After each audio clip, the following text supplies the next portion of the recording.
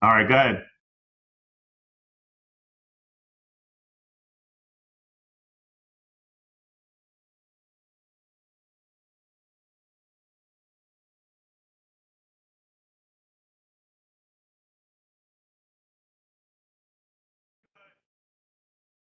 To start.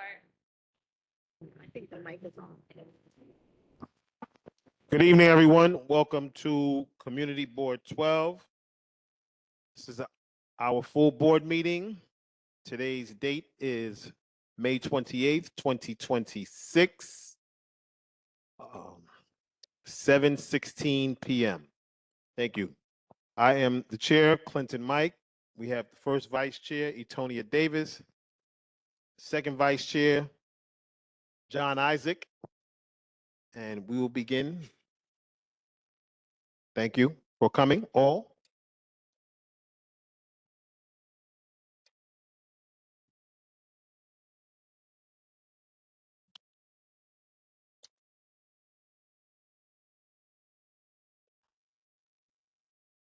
So we're going to start our public gallery session. Everyone has 3 minutes for public gallery. 3 minutes. Thank you. First up is Guy Loving, Family Enrichment Center.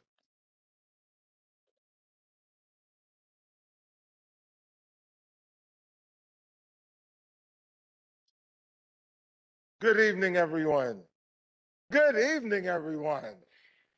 It's a fine evening we're having. My name is Guy Loving. I am the community liaison for the Uptown Family Enrichment Center. I just want to tell you about some of the things that are going on. Tomorrow, we will be having a youth explosion. This will be activities geared toward young people between the ages of 12 and 16. It's a free event. We're giving away prizes. We have free food. We're inviting the youth of the community to come out. There's an RSVP there. And if they don't RSVP, they can still come. Secondly, I'd like to tell you about the activity that we had last Saturday. Last Saturday, before, not this Saturday that just passed, but the one before, we had a program called the Junior Rescuers. They did a workshop with children between the ages of 8 and 16, teaching them CPR. And it was a wonderful workshop. The presenter is one of the parents from the Learning Tree School. She came over and she did a wonderful job. This is something that we need to look into and encourage children to learn CPR. There are things that happen on the playground, and children can help their friends and can help others. They can also help a parent if a situation should happen, diabetic comas and shocks and things that happen. We need to prepare our children. So let's think about Junior Rescuers Workshop. Our April calendar will be out on Monday. We will be sending it, huh? I'm sorry. Our June calendar will be out on Monday. We look forward to sending it out. We've got a lot of wonderful things coming up. On the last Friday of next month, we will be celebrating the graduates of the community. We're looking to celebrate preschool graduates, elementary school graduates, and junior high school graduates. We will also celebrate anyone that comes, but that's our focus because we focus on children with families because it fits in with us living up to the 5 protective factors, which you've heard Joseph read over and over again. So I'm not going to read that because I have 3 minutes. I want to thank you. Our location is 3535 Holland Avenue. That's at 212th Street. Thank you. Thank you. Thank you, Guy. Diana Arroyo. Thank you. Good evening, everyone. My name is Diana Roya. I am the Assistant Director of Communications and Public Affairs at New York City Health and Hospitals, Jacoby North Central Bronx. I want to take the opportunity to say thank you for giving me the chance to share some of the great works that's happening across our hospital, as well as the community that we are proud to serve. So at Jacoby North Central Bronx, we are committed to building a stronger connection with our communities, improving health education, and making healthcare more accessible beyond our hospital walls. One program that we are excited about is our Speakers Bureau program. Through this initiative, our doctors, nurses, and healthcare professionals visit high schools, schools as a whole, community organizations, faith-based groups, as well as the local events to talk more about the health topics such as diabetes prevention, mental health awareness, maternal health, heart disease, and so much more. We want to make sure that the healthcare information is directly accessible to the folks here in our community. Also, we are continuing to grow our school tour program where students interested in healthcare careers can visit our campuses, learn about our medical fields, and see firsthand the opportunities available in public health and our hospital system. In partnership with our local farmers market, we are also hosting our farmers market events. Every Wednesday at NCB, you'll find the farmers market located at East Mashulu Parkway North and Jerome Avenue. And then every Friday at Jacoby campus, you will find it at Pelham Parkway South and Eastchester Road from 8 a.m. to 3 p.m. We're also launching our community newsletter to keep residents updated on upcoming events, healthcare services, wellness programs, and other initiatives happening across Jacoby and North Central Bronx.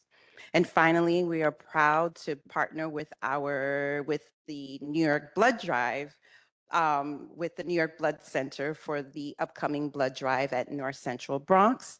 That will be on June 26th from 10:30 to 4:30 p.m. And it will be on the 15th floor in room 15A. I have majority of these flyers that I'm talking about in the back. So when you are done with this meeting, you can also reach out to us as well as let us know if there's anything you need from us on our end.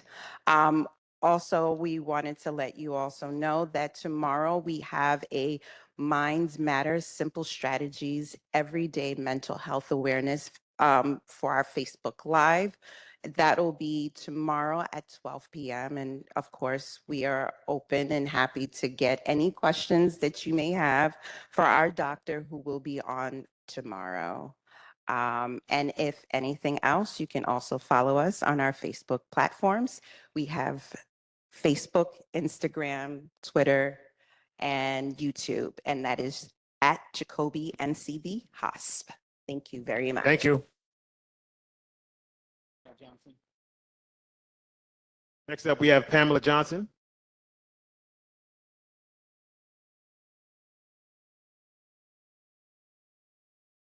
Oh, Pamela. Good evening, everyone. My name is Pamela Johnson. I am a resident in this community. I have the pleasure and honor of living and working in this community. I'm here tonight to speak strongly in opposition to the White Plains Road neighborhood plan. Now, I just want you to understand that I'm not against housing. I'm not in opposition of housing, but I'm in opposition of overdevelopment without infrastructure, without safeguards, without respect for the people who already live here. White Plains Road is not an empty corridor. We are made up of small businesses. We have homes. We are the backbone of the working class in this community. So it raises concerns for me about overcrowding, displacement, infrastructure collapse, and neighborhood change. Now, we're already at capacity in our infrastructure. Our schools are overcrowded. We already have a heavy backup when it rains, and our streets are congested, especially on White Plains Road. In this plan, it doesn't include new school capacity. It doesn't talk about sewer or drainage upgrades, and it doesn't even talk about sanitation and services. So without these plans to be, without the plans the burden is shifted to us as the existing residents. So with the plan, I also noticed that they are building buildings that do not have parking. Now, this is allowed through the city of Yes, and for them to do this. And not only that, they have the ability to go above and beyond what the zoning is to make, because they're offering, I believe it's 30% of permanent, of not low income housing, affordable housing. And so that with that, they're able to go a little bit higher. What is affordable housing? Well, the area median income translates into 70,000 plus for individuals and $100,000 plus for families. Now, can this area afford to do that, or are we going to be priced out? So I'm concerned about the change in our community. We have, like I said, small businesses, mixed residential housing, and a long-standing neighborhood identity. The one thing that really gets me about this plan is that it was already planned. So now they're doing workshops about, as if we're planning, but the framework has already been done. It's already been done. So it's either you take the red pill or you take the blue pill, but at the end of the day, it's the same thing. So I'm asking that everyone who, if you don't know about it, go online. It's called the White Plains Neighborhood Plan. Take a look at it. It is significant zoning changes in our community. And I just want to say thank you so much for having me here, and please stay woke.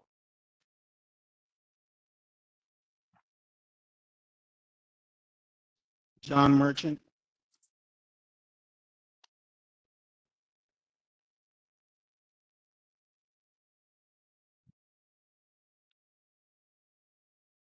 Good evening, everyone. All right. First, I want to thank everybody in the community for allowing me to be here today to introduce myself and talk about the work I've been doing with the youth. To introduce myself a little bit, I'm a former professional basketball player with nearly a decade of international experience. And what I'm most proud of is the work that I've done off the court for the youth. Building Legends is the name of my brand. And Building Legends is an organization where we develop and we use basketball as a tool to develop life skills, accountability, confidence, and just healthy living for the youth. While basketball brings the youth through the door, the mission is always bigger than just the game itself, right? The youth nowadays, they need structure, they need discipline, they need positive role models, and they need healthy environments where they can grow. And we use basketball as a tool to get them where they need to go. Over the years, I worked with thousands and thousands of youth, and we help them go and get into collegiate levels and professional levels and just graduate high school and colleges and get them into the next level and where they want to go. And it's not just about basketball, it's about being a better person, men and women. We work with both men and women. So we use, like I said, basketball is our tool, right? So it's not just focused on basketball. We have youth that went through our program and they're in school to be, one of them is in school to be a nurse, traveling nurse, but we teach them the skills that they need. You know, basketball was great for me because it taught me some life skills that I learned today that helped me outside in the outside world. You know what I mean? Punctuation, professionalism, right? How to speak. You know, if you saw me about 10, 15 years ago, I wouldn't be up here talking in front of all you guys right now. So I'm blessed to be able to do so. But our goal is simple for the youth. Our goal is really simple. It's to help the youth build that confidence. It's to develop character and to create these opportunities for the future, right? Whether it's camps and clinics that we provide camps, clinics, after school programs, we leadership programs, we work with community leaders, and we do whatever we can to provide that safe environment. Because let's be real, these youth now, they join these cliques and these groups because they don't feel like they have a safe environment. And sometimes home is not safe. To attest to that, I work at Highland Residential, which is a juvenile detention center. I'm a recreational specialist there. And the experience there has strengthened my commitment to building these programs because now on the other side, that role models are important, that structure is important, that community resource is important. So that's what we do is we go into the communities and we create these resources for these youth so they don't have to feel like they have to join that group to get that family-oriented feeling, right? So that's what it's really about. So I brought out some handouts today that'll be on the informational table that's out there that can give a little bit more in depth of what we do and how we kind of impact. But again, I want to thank everybody for allowing me to come and speak. My information is there, so if anybody want to get in contact with me, it'll be right on the informational table. And again, appreciate you for allowing me to come up here. God bless, and let's continue to build these legends together. Ada?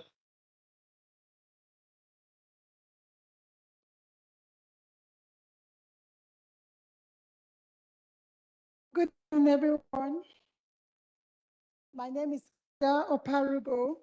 I'm a member of AICC. AICC is African International excuse me, Collaborative Center. So I just want to say thank you for this opportunity. Dr. Adiza Osuji is the executive director, but she's not here today, so I'm just representing. So AICC is a non-profit community-based organization located at East 213th Street and White Plains, serving African immigrants and other communities of color in the Bronx, particularly District 12. We provide culturally responsive programs that address the issue of our community, including promoting digital equity, community health, mental health, public safety, civic engagement, leadership. Currently, AICC is partnering with New York Civil Engagement Commission on the People's Money Project. We're in the voting phase right now, and it ends June 20th. So it's important that community board members, especially in District 12, participate in this voting to vote for the projects that we would like to see implemented in our community. So our website is www.africanicc.com. Then the number is 347-676-6446. Okay, so I just want to say, hopefully we'll like an opportunity to come back with a ballot for you to vote for the projects you want to see in the community, and also to partner with programs and events moving forward. Thank you. Natasha Walker?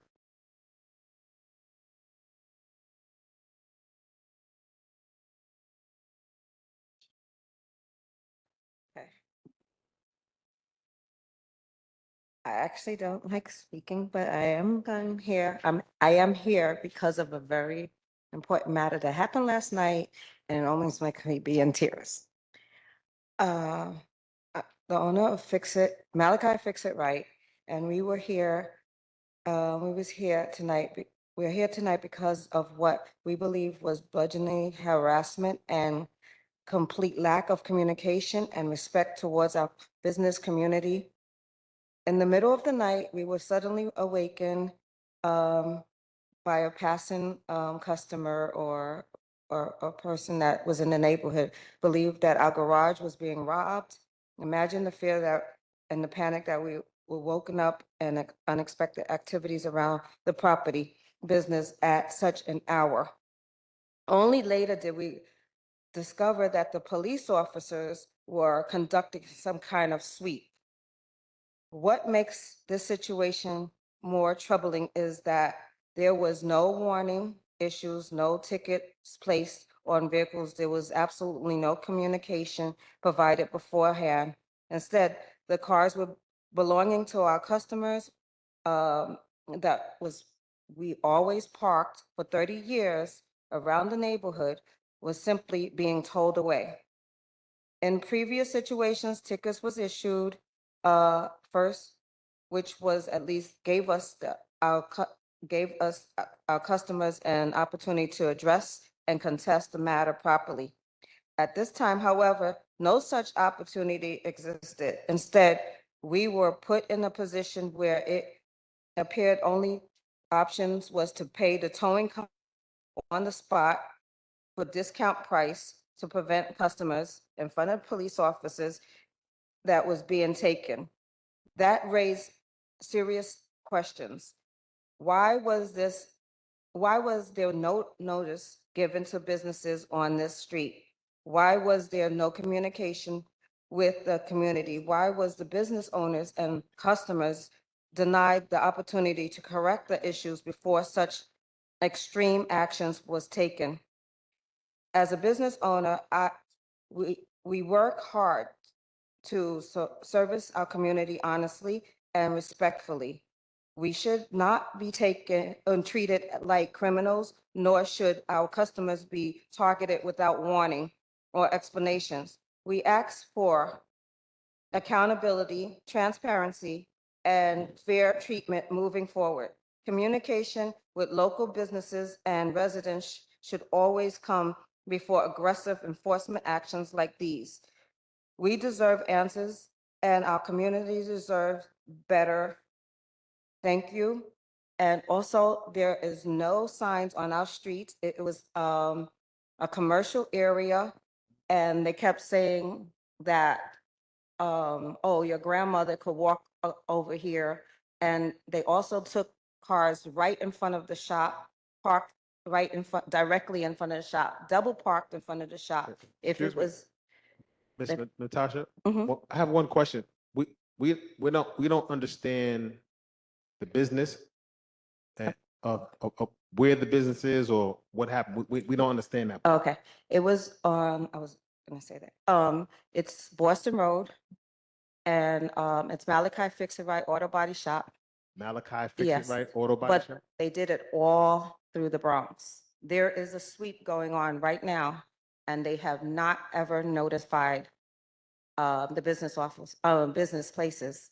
So if you are double parked in the front of your body shop where you have to move cars in and out, they did not care.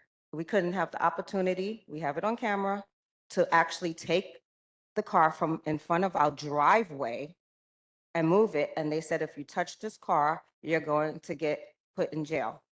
Okay, you, you, did you, report any of this to the precinct? Not yet. It happened last night. Because, an issue like this, it's good to bring it to the board as well. But this is an issue for the 47 precinct council meeting. And what, that takes place, what is the? Okay, but It's not this Wednesday, it's the following Wednesday coming up. Next one, two Not- Wednesdays. Yes. Okay, I'll let her know. he's gonna speak to you more about it. Okay. okay. Okay. I appreciate it. Thank you. Thank you. Juliana Charles. Juliana Charles.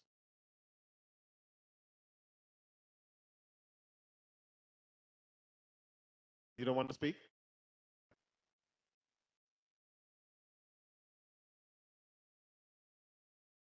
Ba.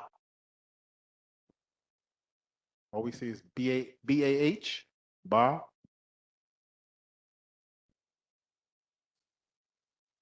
Vance Callahan. Vance Callahan.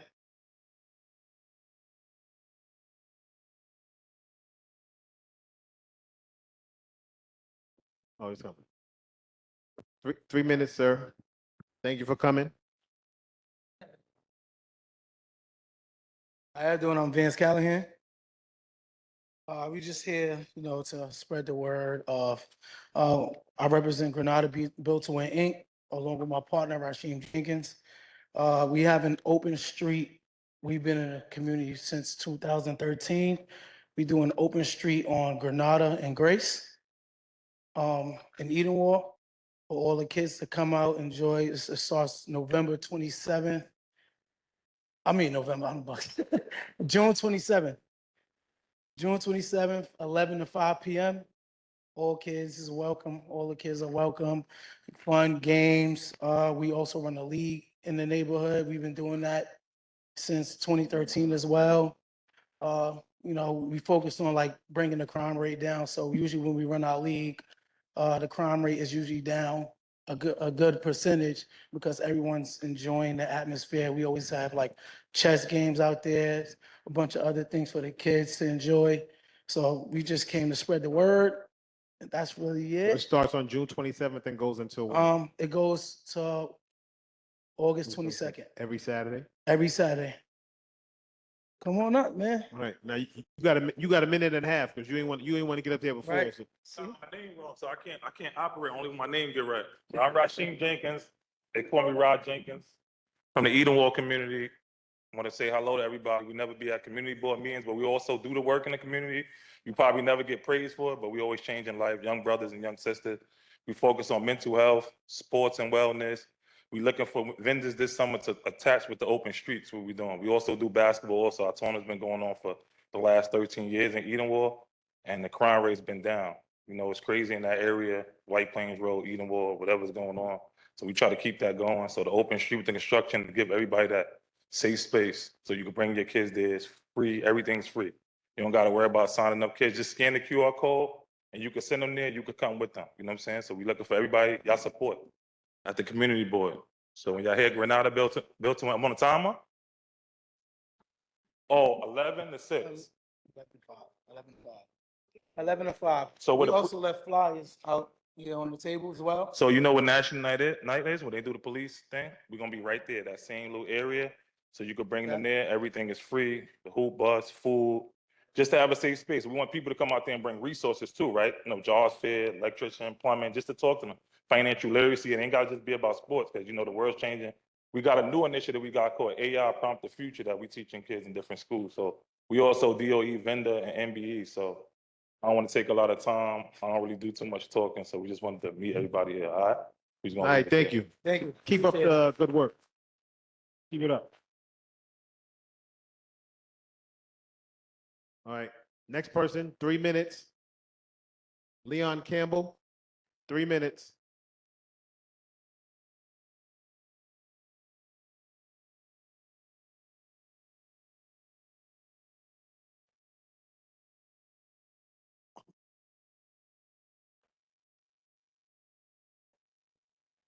Okay, Leon, 3 minutes. Hi, good evening, everyone. I just want to know why is it when certain people come to speak, they only have a limited amount of time. I went to the other meeting a couple of weeks ago, and I seen a Spanish lady came in and was talking about her car gets stolen, and she spent like 25 minutes was speaking without no limitation. Okay, Leon, let me just say something. And then when Leon, other Leon, people hold come on, to Leon. speak Let me say something. facts, Leon, it has Leon, to be a limitation. hold on, just listen, one minute. I see a lot more people. Leon, one have thing. no limit. Yes, Leon, sir. that was at the 47 council meeting. This is the community board meeting. There's different rules at different meetings. Here, we give 3 minutes, okay? And even when I wanted to speak with the chief after the meeting finished, I see he spent time was talking to 4 people, and then when my turn comes, some police officer, sir, I'm sorry, we have emergency, we have to go. And when he was talking to the other peoples, I never hear no one saying that. You know what I'm saying? I met with the FIO during the last meeting like a month ago. And we spoke, but I'm gonna give them time to see if any changes make with all the information what I given to them. Because a lot of people who take the job to be law enforcement, they only want to make the money and don't want to do no work.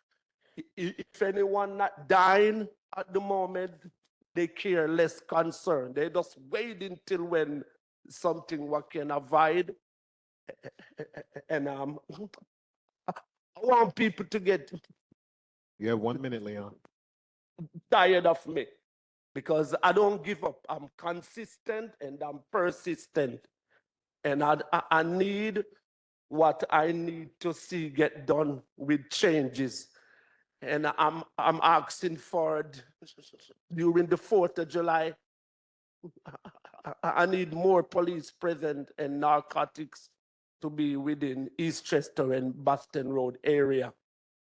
And if I was was authorized to fight crime, I wouldn't be running to no law enforcement to make an arrest or do what I'm supposed to do, but I'm not authorized, so it have to go through y'all. And I was saying I would like in the future for modern technology to, to, to try to compensate all illegal weapons from out of all boroughs during the tri-state area. And I'm not no thug, I'm not no gangster. Some people see me, they may be looking at me like I should be in jail or I should be behind bars. I shouldn't be the one who helped to All right, fight crime. time's up, But it's time's not up. what's in the outside, it's what Leon, inside. time's up. We could talk in a little while. Time's Yes. up. Thank you. Good night.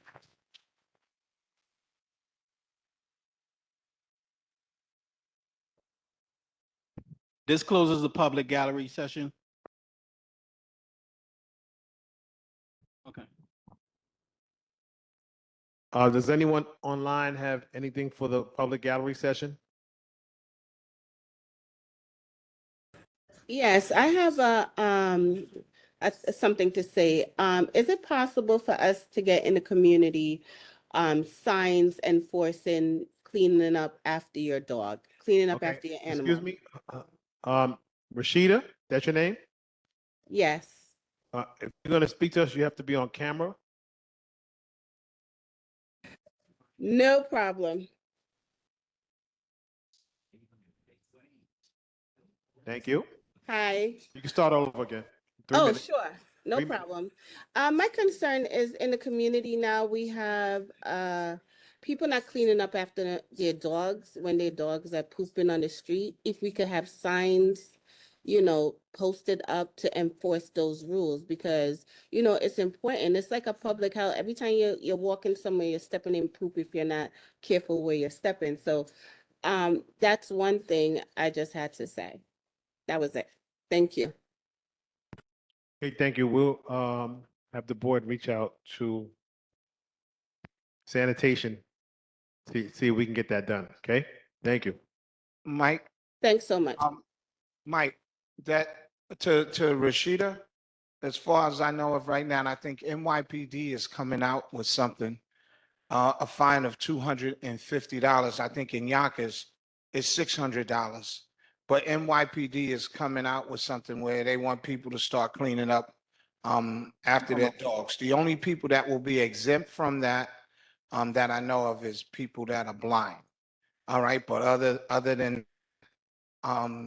that's what's supposed to be coming down, pretty soon. I'm all for it. I just want to add, there's one more thing that I am aware of. There's New York City Council has introduced a series of bills. It's entitled the Scoop Act. And basically, it's a series of bills that are aimed at targeting the reduction of dog waste. So I highly recommend speaking to your city councilman or your city council woman, your city council member about this act, because it will not only expand enforcement against pet owners not picking up waste, but it'll also expand dog poop bags around the city and a series of other public health mitigation tactics to reduce the amount of dog waste on the street. So highly recommend looking into that. It's called the Scoop Act, and talk to your local elected leader about it.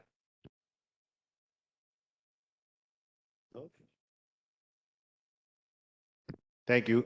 George, you wanted to say something? Yeah, DSNY is scheduled to speak this evening, so maybe they want to weigh in right now directly. Good evening, everyone. This is Juan Saldana with the Department of Sanitation. I do have the announcement to make regarding the NYC bin mandate, but Ms. Rashida, I provided my contact information regarding that situation.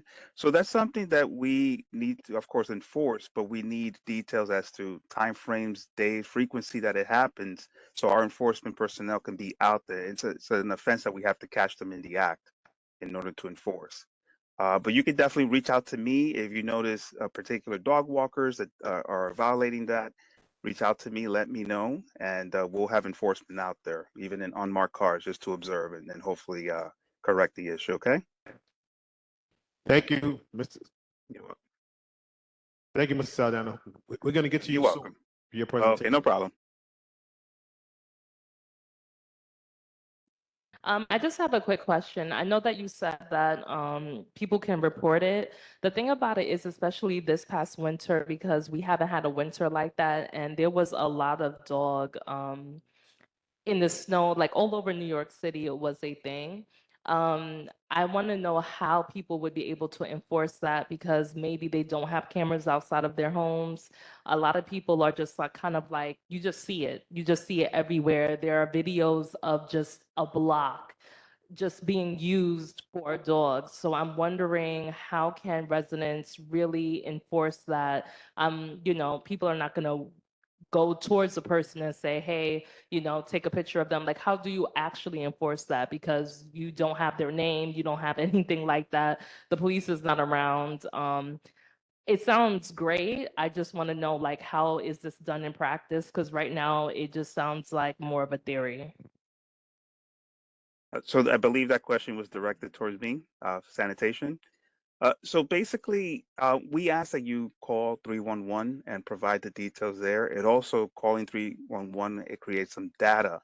It shows that there's a particular area or hotspot with this situation. So that also helps us monitor it more frequently. We do advise for no one to please confront or approach anyone that you see in that violation. Leave that up to us. Refrain from any, you know, addressing anything like that as far as taking enforcement to your own hands. Do not do that, please. But I would advise to please call 311, provide them as much detail as possible, days and time frames, and let us take it from there.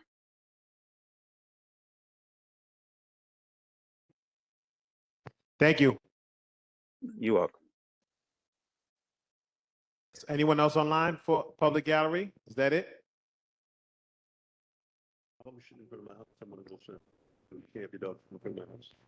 Okay, that completes our public gallery session for this evening. Next up, we have the elected official representatives. Andy Tercios, are you here, Andy? Welcome, Andy. Good evening, everyone. Good evening. Can I just make a quick comment? I always hated the way that this is standing because it kind of looks you guys, but I kind of want to, if it's okay, I'm gonna just shift it this way so I'm talking to everyone. I'm sorry. Good evening, everyone. My name is Andy Turcios. I am the constituent liaison for Councilmember Riley. Today, I'll be going over legislation. So I'll be talking about Intro 0899-2026. This is a bill that Councilmember Riley is sponsoring.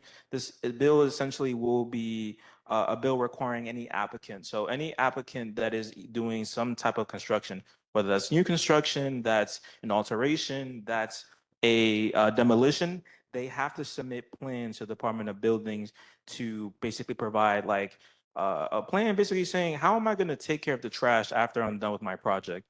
And once that's done, the Department of Building will be basically reviewing that and ensuring that the trash is actually taken care of after said project. So essentially that kind of will be a way to combat illegal dumping, and it will also create incentive, not incentive, but it will create a way for people, the agency and specifically, to be able to do enforcement. So there will be a $1,000 fine on any of the applicants that will be doing construction if they do not comply with that. Events. So June 6th, from 9 a.m. to 12, we will be doing our fourth annual 5K run at the Northeast Bronx YMCA. This is our kind of steps for change against gun violence. This will be at the Northeast Bronx YMCA. That's 1250 East, 229th Street. That's going to be June 6th, which is a Saturday. That'll be at, what's it called, 9 a.m. Well, registration's at 9 a.m. That same day, we're having a family fun day right out of Seton Falls Park. That's Baychester and Crawford Avenue. It'll be from 1 to 5. It'll be food, games, giveaways, anything basically you can think of when it comes to fun. in chronological order, Friday, June 19th is our annual Juneteenth parade, which will be starting here at Committee Board 12. That's going to be Friday, June 19th at 12 p.m. We'll be starting here promptly at 12, then walking all the way down towards White Plains Road and Gun Hill Road, pretty much under the train station. And then we're partnering up with NAACP and NCNW on a health and wealth annual health fair. That'll be June 27th from 11 a.m. to 3. That's going to be out of the YMCA. That's 1250 East to 29th Street. If I'm looking at the flyer correctly, it's going to be health screenings, wellness resources. Certain speakers in our community will be speaking on health and wellness, nutritional education, and any mental health supports, as well as any of the community partners that just work around health. And finally, we're having that same day, Saturday, June 27th, we're having a movie Under the Stars. We're featuring Zootopia 2. That's going to be taking place at 7:30. We encourage those to bring a blanket or chair. And that'll be all for me. Oh, thank you. That's going to be at CM Falls Tennis Court, which is 2005-2019 Crawford Avenue, Bronx, New York, 10466. Thank you. Thank you, Andy.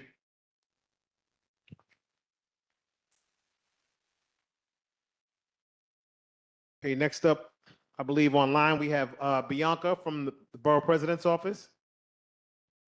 Bianca? Yes, good afternoon, Chairperson.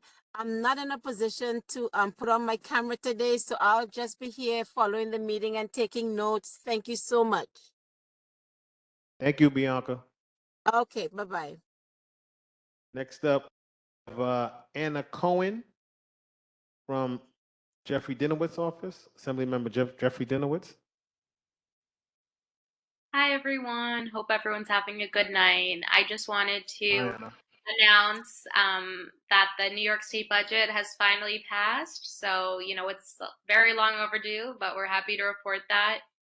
And one of the new parts of the budget, there is now more funding allocated for the rent freeze programs, SCREE and DREE. So the eligibility. Anna, excuse me, Anna, is it possible for you to turn your camera on? No, I'm sorry. I was just going to say that the threshold income was raised from 50,000 to 75,000. So a lot more people will now be eligible for SCREE or DREE. And if you think you may be eligible starting July 1st, you feel free to come by our office and we can help you sign up for one of those programs. We also have a free notary service, and that service is available to anyone, constituent or not, wherever you live in the district. You can come by, no appointment necessary. It's completely free, and we're happy to notarize your documents for you. Okay, thank you. In the future, we'd like to see you on camera, Anna. Thank you. She knows it. How about milk? Good evening, Hello, everyone. how are you? You didn't sign in? Yes, I did, but I didn't sign in here. I'm new to this. For the public gallery? Yes. What's your Isaiah name? Barrow. Yes, I signed there, but I didn't sign up for the public gallery. What is your name? Isaiah Barrow. Okay, 3 minutes, sir. Yes. Thank you. Good evening, everyone. My name is Isaiah Barrow. I'm from Kingsbridge, which is Community Board 8. That's my daughter, Zayla. I am currently, say hi, Zayla. Don't pay any mind, she's being a poop putt. I run a nonprofit called A Floor Man's Dream. I also run a nonprofit called Theory 9. I do a lot of mentor work in my community. We've been hosting a food drive for the last 4 to 5 years, every last Friday of the month.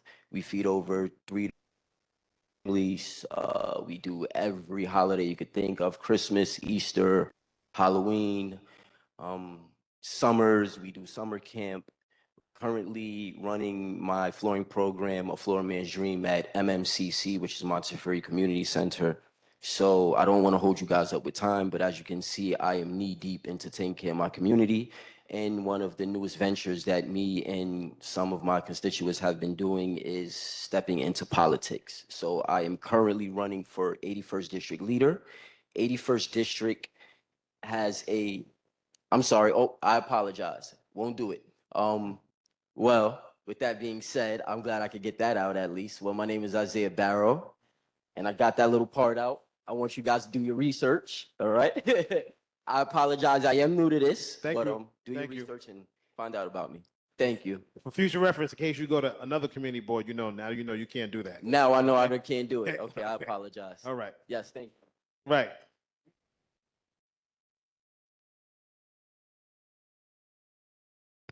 Okay, are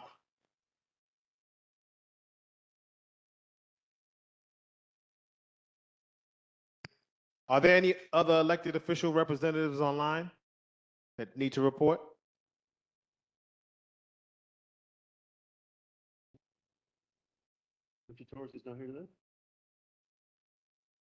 Okay, seeing none, hearing none.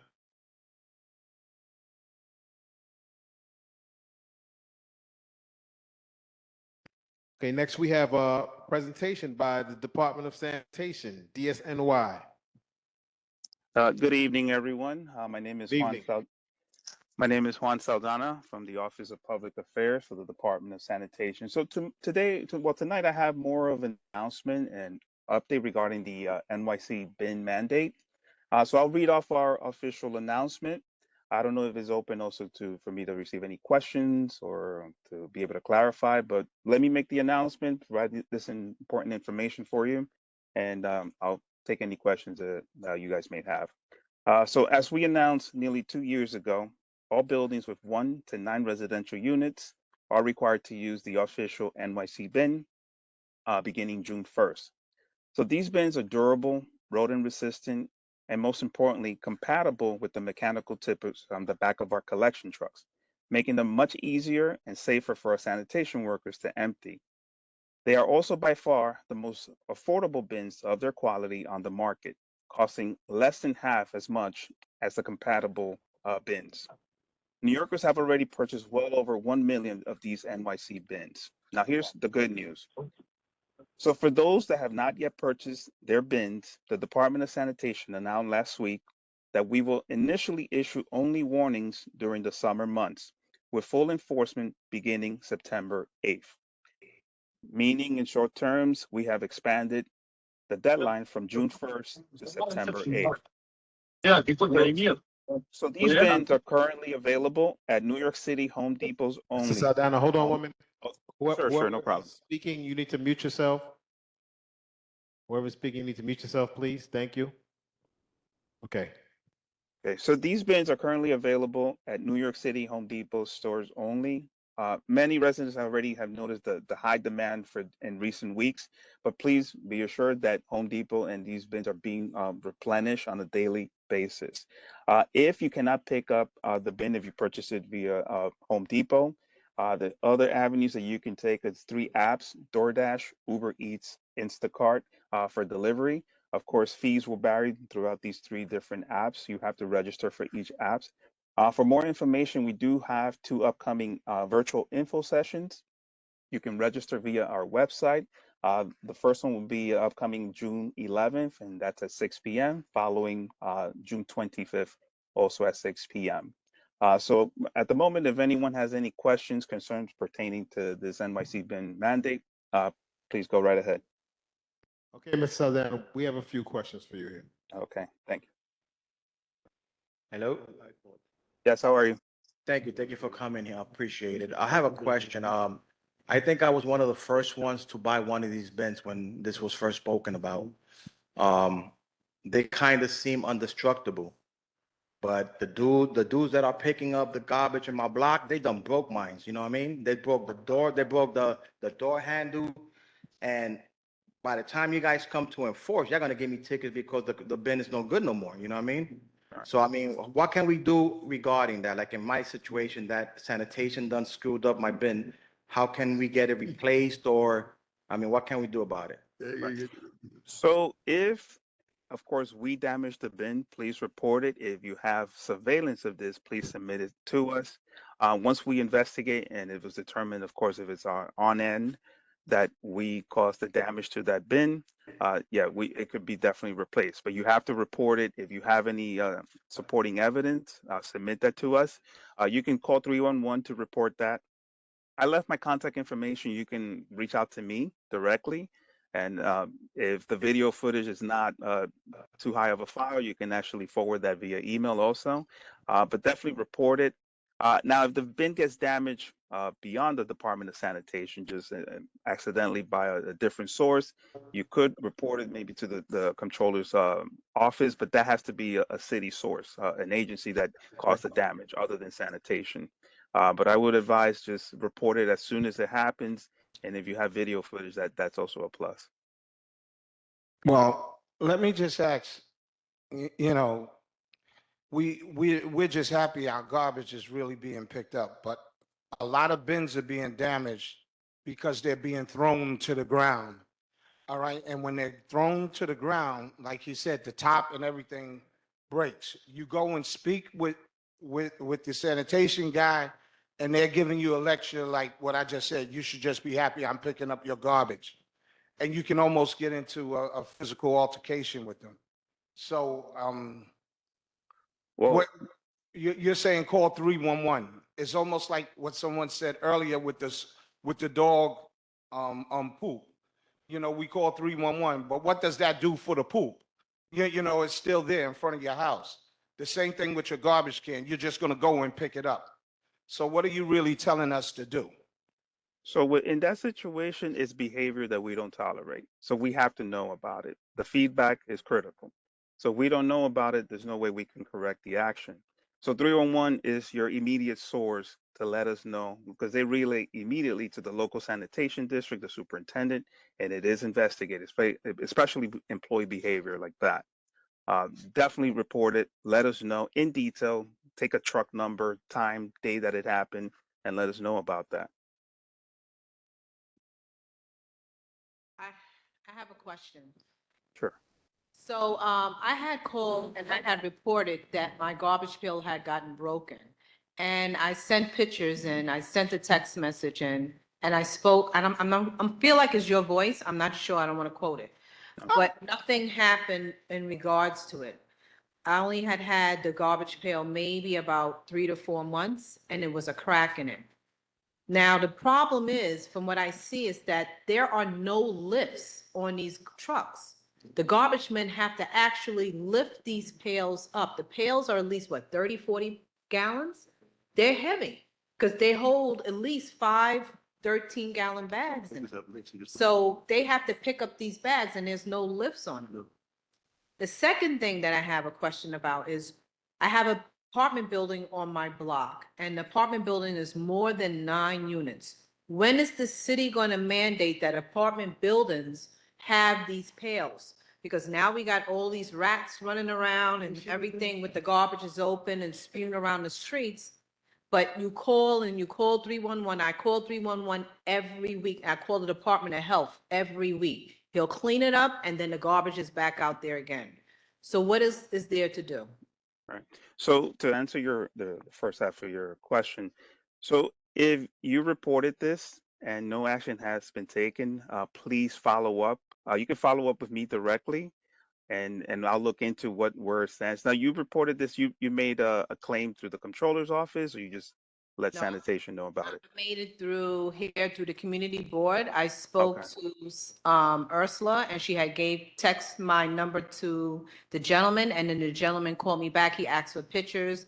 He asked for, was I looking outside? I'm not looking outside, so there's no surveillance. I'm the surveillance. There's no surveillance. So, I just took pictures of the pail. There's no way for the pail should break within 3 months of me receiving it. Right. I agree, but that's something, definitely follow up with me on that, and I'll look into it. Now, to answer your second question regarding any properties, residential properties with more than 9 units or 10 through 30. So what we're introducing, and I don't know if you heard of it, is called the Empire Bin. So this is a bin that will be placed outside of buildings with 10 through 30 residential units, and it's a pilot program. And that bin is only going to be accessed by building staff, the super of the building, and they'll have access to that bin. And this is for the regular trash. They'll be able to put their bags there. That gets collected with a specialized truck. So far, we have that pilot in Harlem. We're expanding it to Brooklyn and also the Bronx. So that's going to happen because the mayor also wants this across the board, hopefully by 2030. So that's the next phase to tackle the bag situation for buildings, of course, more than 10 to 30 units. More than 30 units, they're required to have it. Next term. I have a question. Sure. Usually my garbage is picked up to, Monday and Thursday. Now, they used to come at a certain time on a regular base, 6:15 tops. You don't want to put your garbage out overnight. You don't want to put it out too early because you don't want the rodents taking over. So when you do bring your garbage out, you hear the truck, because you're close by. And they'll be on the opposite side. So you'll stand there holding your bag, trying to get them to take notice where they're going to turn around, come back to the opposite side, which was my side. They'll pass, if they don't see any bag there, which I am standing there holding the bag, they'll drive right by. And then you yell at them, and they say, listen, your garbage was not on the ground. So what do we expect? You could possibly carry a bag to your car or whatever the case may be. Like the gentleman said earlier, you don't want any altercation with them or any rude words. So you leave it alone and you just take your garbage back into your house, or either take it somewhere else and empty it. But there's a certain time that 6:15, but sometimes they come 5:30, 5:45, 6 o'clock. How are you supposed to regulate that time? You're supposed to get up that time to meet the garbage truck, or what? So here's the thing. When placing the trash, now let me ask, do you live in a property of 1 through 9 or 10 through 30? What's the size of your building, or is it single family home, two family home? So, beg your pardon, I didn't hear you. What did you say? The size of the property, the residential It's property. it's a one family home. Okay, so you should be containerizing your trash, and based on your schedule, for example, if your pickup is Tuesday, Monday after 6 p.m., place that bin out there for collection on Tuesday. You can't expect same day. Definitely do not come out with a bag. That container should be placed curbside the night before after 6 p.m. The same day, they'll miss it for sure. It has to be placed the day before. Okay, I have a question for you. I'm Sure. sorry. I live in a building with over 120 apartment units in it, and, we're supposed to be composting. Is the deadline, number one, is the deadline still the same? Number two, I'm listening about these garbage cans, supposed to be these compost bins being indestructible. I mean, the bins, the locks are already broke, trying to put them in there. And then the bins are so small, the ones that we have, they're small for a building of our size, and we have 3 of them already, and we tried to purchase more and we're unable to. So with composting, it's completely separate from this NYC bin mandate, which is just for regular trash. Two separate things. So composting, if you are generating way more volume of organic stuff, food material, you could get a bin of up to 55 gallons, and then we have decals that you can affix to them, indicating that that's your compost bin. So max is 55 gallons or less. And as far as the mandate or the deadline, that's just for the regular trash bin, the official NYC bin. So in the meantime, you could continue using, as far as trash, any bin of any color with a secure lid, not exceeding 55 gallons, until September 7th. Then way before that, I would advise maybe late July, go to Home Depot and order that bin to avoid the rush that happened recently with a lot of Home Depots selling out because everybody just flooded in one instant to get them. But as far as composting, that has been in effect and enforced. Now, if you need, of course, more bins, you can get as many as you like. If it's a different color outside of the brown official one, which I believe it's a 13 gallon or 21 gallon, It could be any color, as long as it has that decal, and we can provide that. You can actually order it via our website. Put that on there to indicate that that's your compost bin. Oh, what, order the decal? Right, you can order it via our Because website. the bins are not available. No, again, this is you mentioned compost. The Yes. ones that the NYC official bin, they're replenishing. That you can get through Home Depot. You can also get the organic one, which is a brown one, but that's not the one that it's tied in with this mandate and deadline. It's two separate things. No, I understand, but since you're sanitation, I figured I'd ask you all the questions. Oh no, totally fine, totally fine. Ariel's next, and then Deborah. Hello. Hi, how are you? Good. Looking for the camera. Two things. One thing I would like to know is about pickup on White Plains Road with the trash. Like, how many days in the week do they pick that up? Also, the reason why I kind of want to know the number and wondering if it can increase is because White Plains Road is a heavy traffic area. And the cans that we have on the corners are very small. They overflow very fast. And what happens is that you have summer heat, you have winds, you have everything that blows everything all over the place. And it's not that my community does not clean up after itself. I think that we have lack of enforcement, and we need better garbage cans that is going to be able to have that heavy, just the heavy traffic. The garbage that you were talking about that's already in Harlem and all these places, they take up a lot of space when it comes to people can't park.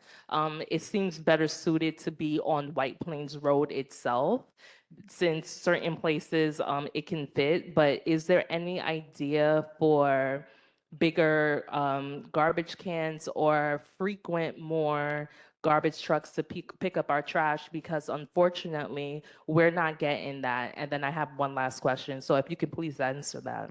Sure. So as far as frequency of collection, this is something, of course, you could report via 311. And of course, I hate to inundate you with the 311, but that's the key source and data matrix that we use to see, okay, there's a high volume of pedestrian traffic, business corridor. So it's up to of course, the local district to assess that, and then they could increase the frequency of collection. Now, do you know what are the cross streets between White Plains Road that you're mentioning?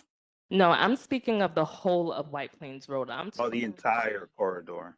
Yeah, I'm just talking from 241st all the way to 213th Street. I'm saying that our area does not get a lot of trash pickup. And thank you for your answers, but I don't think 311 has to be called for every single thing. I think that that is something that's seen. I think the trash is already seen.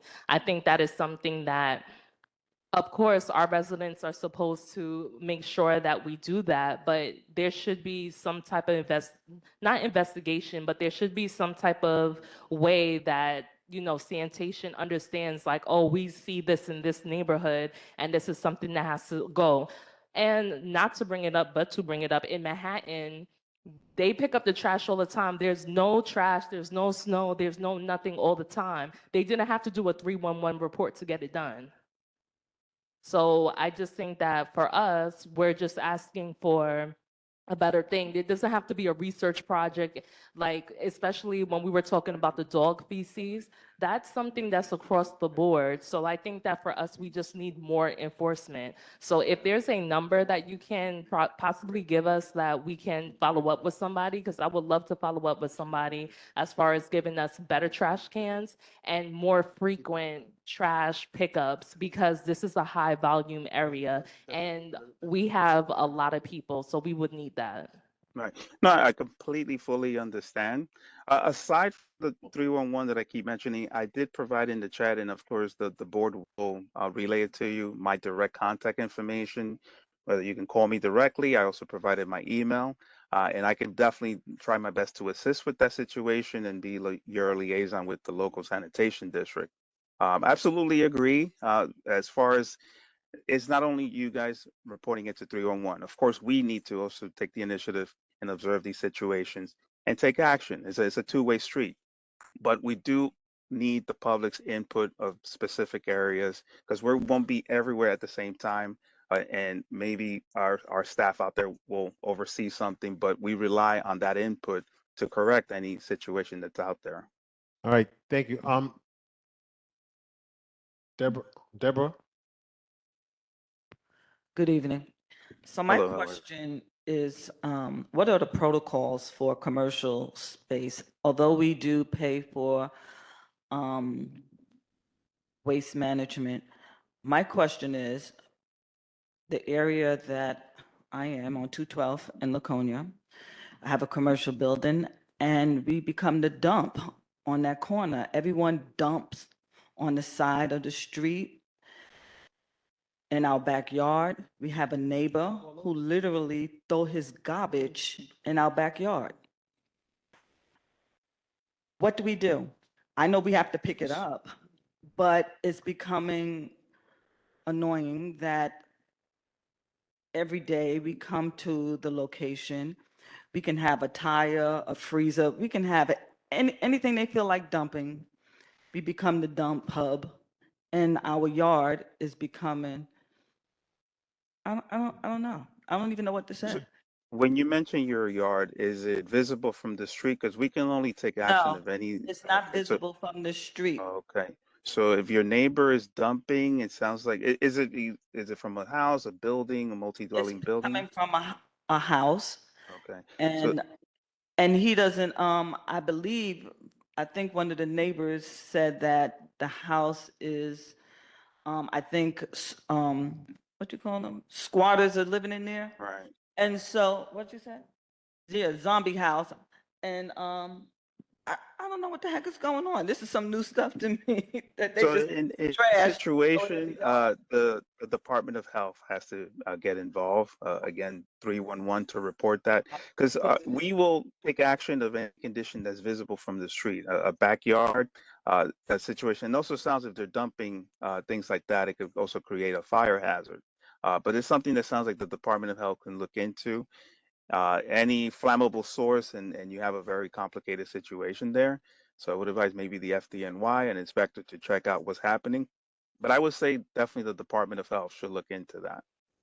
If the condition is out in the sidewalk, of course, every property owner, manager, whether business or residential, is responsible for that sidewalk area. If there's something there, of course, that you did not place, that was dumped, please report that to us. You have my direct contact information. Let us know that it's there, and we'll actually remove that from there. And it also, we will give you a service request number that in the event that one of our inspectors comes and sees that, and you get a ticket for it, that number will protect you, showing that you reported the situation, that it's not your own doing. Okay, So Mr. that's why. Saldana, Yes, go ahead. can you hold off for 1 minute? I have one more question for you. Absolutely, We absolutely. have Congressman George Latimer. He's running. He wants to speak to us real quickly. So we have one last question for you, Mr. Saldana. But I just want to let the Congress member speak first. Is that okay? Absolutely. Yes, All right. absolutely. Okay, Congressman Latimer, you there? Yes, and, yeah, I'm gonna jump in and jump out fast Hello, because how are you? obviously this is an important. I'm fine, thanks. It's good to be with you, if only by Zoom. I apologize. You're in the middle of an important conversation about the garbage policy. I can see there's a lot of issues you want to talk about. So let me be briefer than I would have otherwise been. I wanted to give you an update on what's happening in Washington. It may not be timely now, but I'm working closely with Richie Torres, Adriano Espiat, Alexandria I'm so sorry to Ocasio-Cortez on these interrupt. issues. I'm so sorry to But interrupt. Is it possible that you could put yourself on camera, please? I can. I'm at a phone at another event, trying to call in Thank and you. Thank catch you up with so you much. folks. Okay. So very quickly, right now, the number one issue, there's so many issues that are at hand. You could talk about the Epstein files and you could talk about ICE. Right now, the major issue is the war in Iran, which is creating an economic pushback for all of us. And the rising costs of gas prices and the rising costs of all food prices because of the impact that gasoline has on every aspect of our society. Those of us in the Democratic Party are trying to put pressure on the president to come to some closure on this war without going to boots on the ground, which would involve fatalities. because we now have an impasse. And despite all the threats about more bombing, Iran seems to control the Straits of Hormuz with no end in sight. That is an economic problem back on Main Street. And I represent the portion of the Bronx, smaller portion of your area, Baychester Avenue corridor, and part of Wakefield and an Edenwald. And when people shop, they go to the grocery store, they gas up their cars, they're seeing the impact of this war as a geopolitical item. We also have been pushing hard for the ending of all these tariffs, which have also contributed to the increase in pricing of the different items. But I know that you're talking intensely now about this other issue. I want you to get back to it and complete it. Let me just say that Kelly Saunders is on the line, based in our Bronx office at Co-op City. And she, along with Tremaine O'Garrow, are there to work on any of the local issues that come up, constituent issues, got a problem, Social Security, VA benefits, whatever. Give them a call.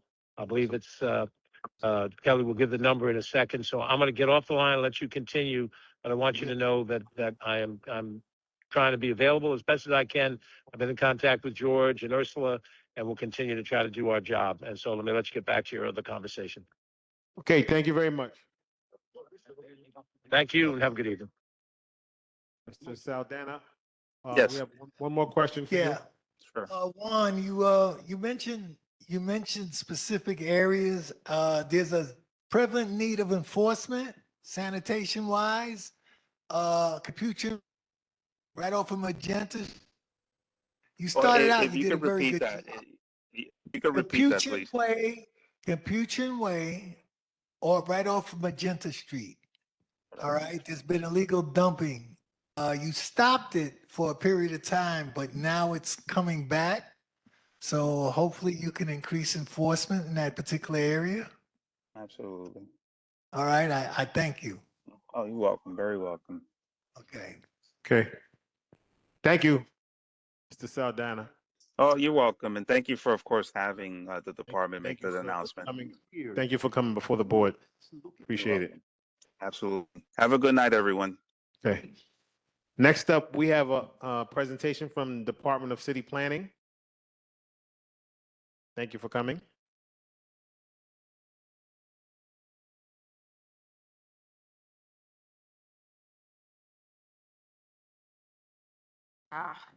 Thank you. Can everyone hear me okay?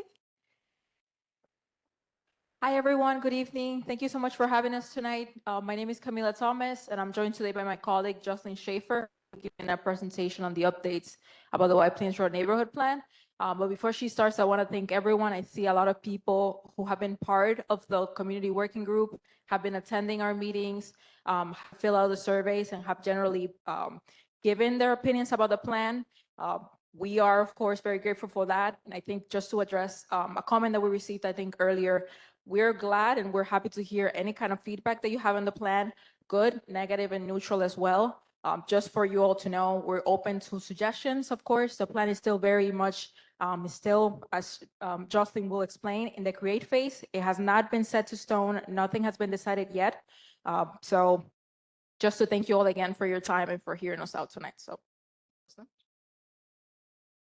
Thank you all. Are we able to pull up the presentation? Oh, perfect. There should be a slideshow as well. Maybe.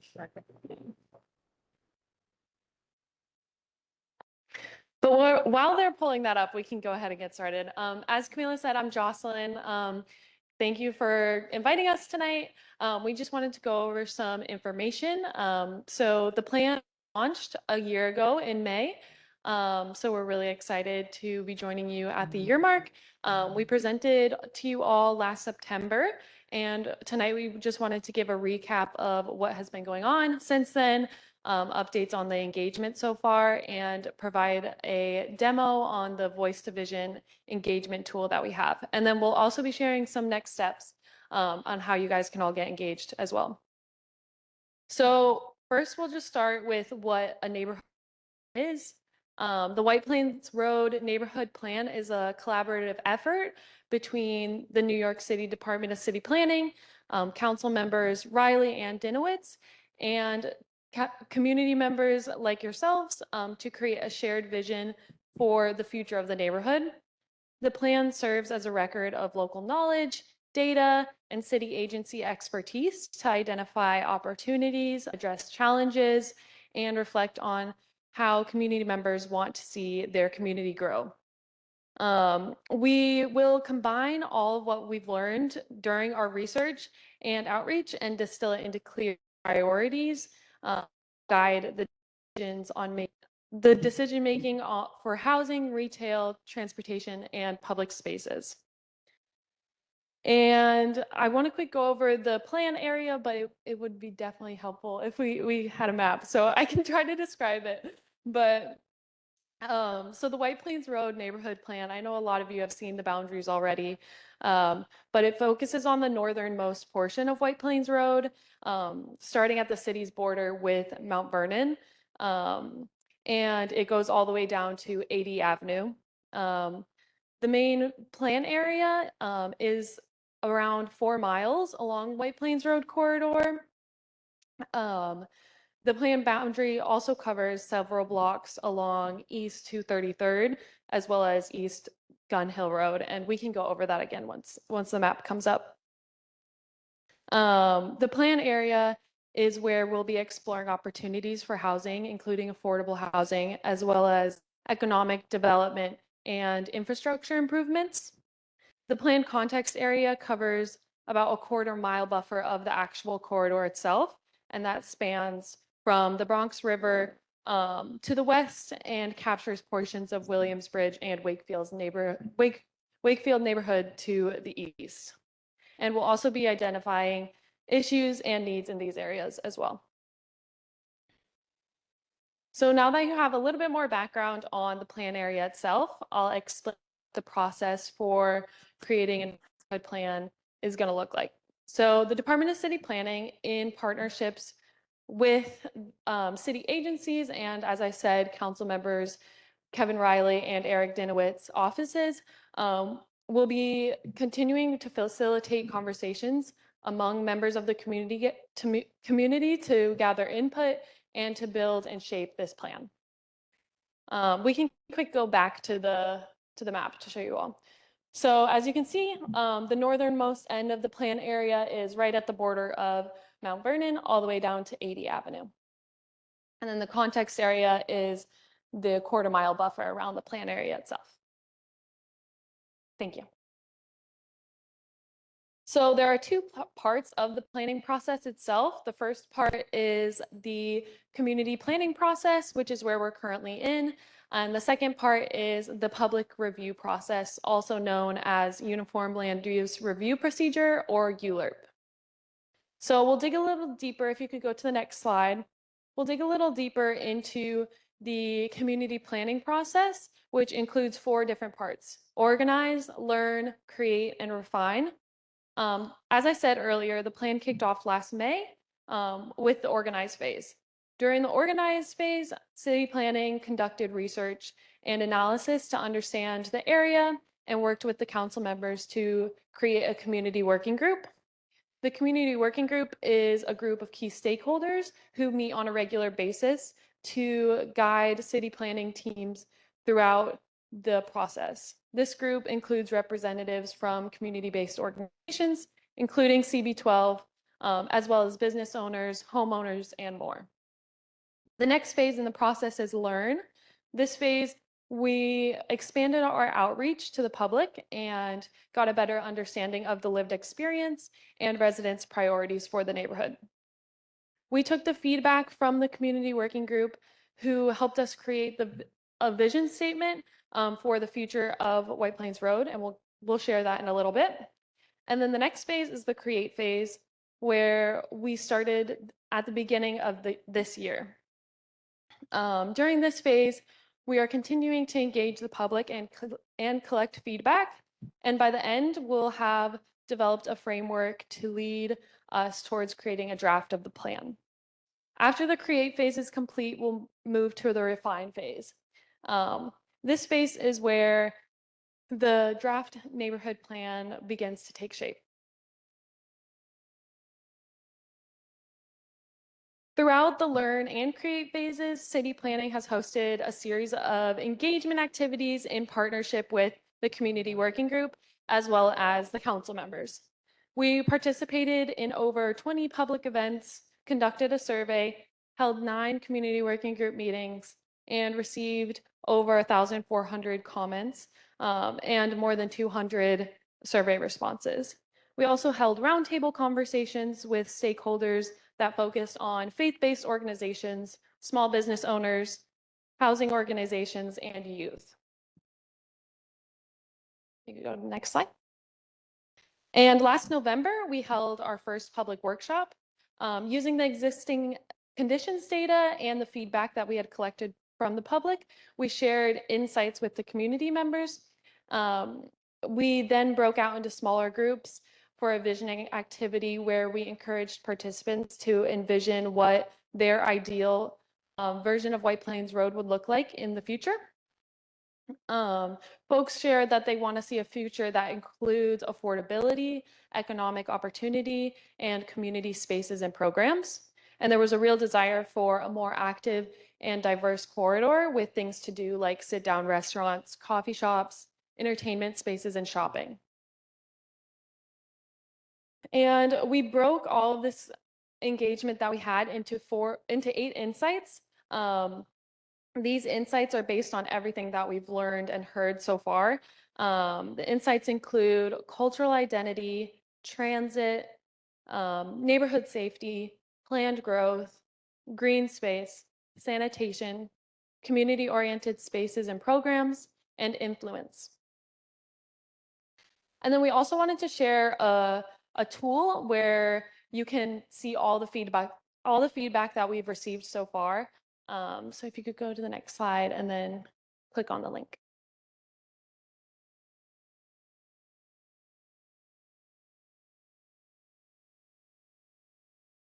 So this is an online tool that's available to everyone, and it has all the data that we shared through the public events and the existing conditions data that we have, as well as just shared. It has all of it available for people to explore on their own.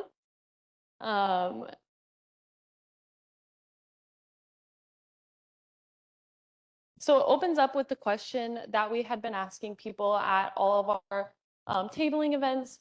What do people value about White Plains Road, and what are your hopes for the future for the corridor? So when you open it up, you can already see some comments that we have from community members. And then going to process, you can see the diagram that we showed you a little earlier. Again, we're currently in the create phase. And next, we'll be going to the refine phase. And then if you click on voices, you can get a random selection of quotes that we've received. You can explore them by different themes. And you can see, if you click on them, you can see where the quote was from, what event it was from. And then on the map, we have any location-based questions that we received, so you can explore those and see where people had specific comments on the corridor.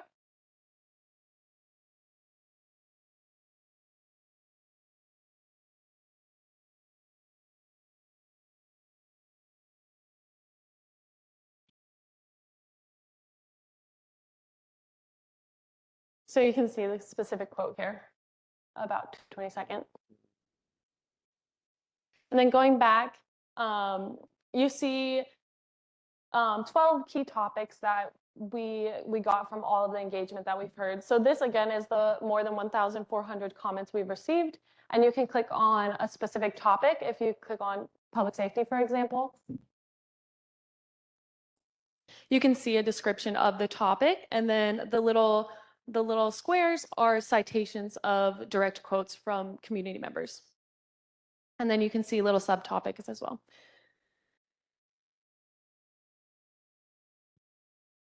And then on the insights page, you can see those 8 insights that I spoke about earlier that we shared at the public meeting. So if you click on one for cultural identity, for example, or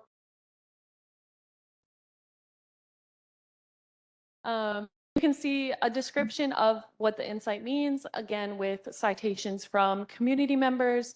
You can see the existing conditions data So that's a map of the storefronts in the corridor. And you can also see a little short video clip of the roundtable conversations that we had, but it's unavailable right now. But you'll be able to explore those on your own as well.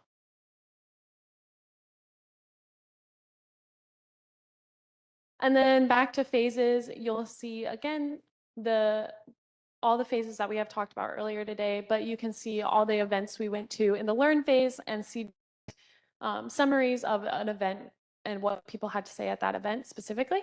And then the last page, you can share your own thoughts and make sure that those get recorded and tracked on this website. So going back to the presentation, we wanted to share the vision statement that the community working group helped create earlier this year. So the final vision statement that the group is, it's 2035 and White Plains Road is a community-centered and accessible corridor where community members feel safe, opportunities for youth, a thriving economy, a great quality of life, and an increased affordability have made this happen. So this statement will continue to guide our work as the plan goes forward and as we create goals for the plan. So we also wanted to share next steps. We'll be having a workshop with council member staff as well on June 13th. There will be 3 separate tours, one for the southern portion, one for the central portion, and one for the northern portion. So mark your calendars. They'll be starting at 11:15 a.m. on June 13th. We're really excited to have you all there. And if you're on our newsletter list, you'll get an invitation later this week. And then if you have any questions or would like to talk to any of the planning staff one-on-one, you can sign up for our virtual office hours by scanning the QR code.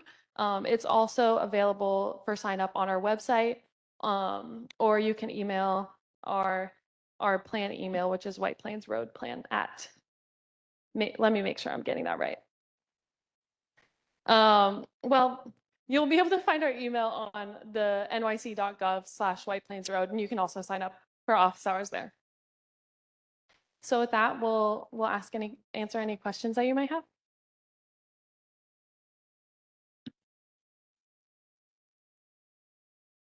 Thanks and welcome back. I love the data. The data is very essential. So my main question is, with all of this input that you received, how much of it is actually being implemented in the plans? Because, you know, this isn't your first time coming here presenting this idea. So I just want to get an understanding of what has actually been implemented, meaning in changes from what we saw the last time you guys were here to present. Yeah, thank you for the question. So what's really important to understand is that we've been gathering feedback that will be towards kind of like a plan or a framework that will be guiding the steps into implementation. So we have not done any kind of changes yet because the plan, again, is sort of like a year-long process, as we've been saying before. What we've been sort of doing is collecting your feedback, as Jocelyn was saying, categorizing that into different goals to understand the priorities that you have. And then once we get closer to having a plan or having like a framework that will set us up for the steps to making the neighborhood that you all want to happen in 2035, then we'll begin to talk about specific steps. So close or in a few months, we'll be having actually a few public meetings that speak to sort of like concrete goals that we want to get to. But for now, we have not been implementing anything. It's all about understanding your priorities, the issues that we have, to set them into motion for implementation. But we have not done any changes yet.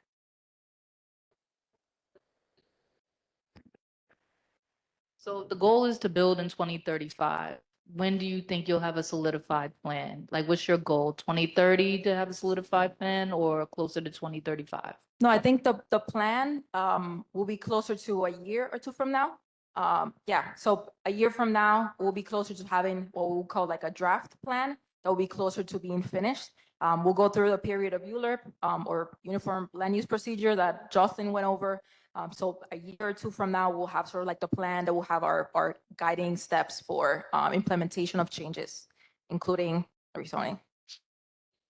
Um, I just heard from Pamela Hamilton Johnson that some of these issues on White Plains Road are a done deal. Where do we stand with regards to that?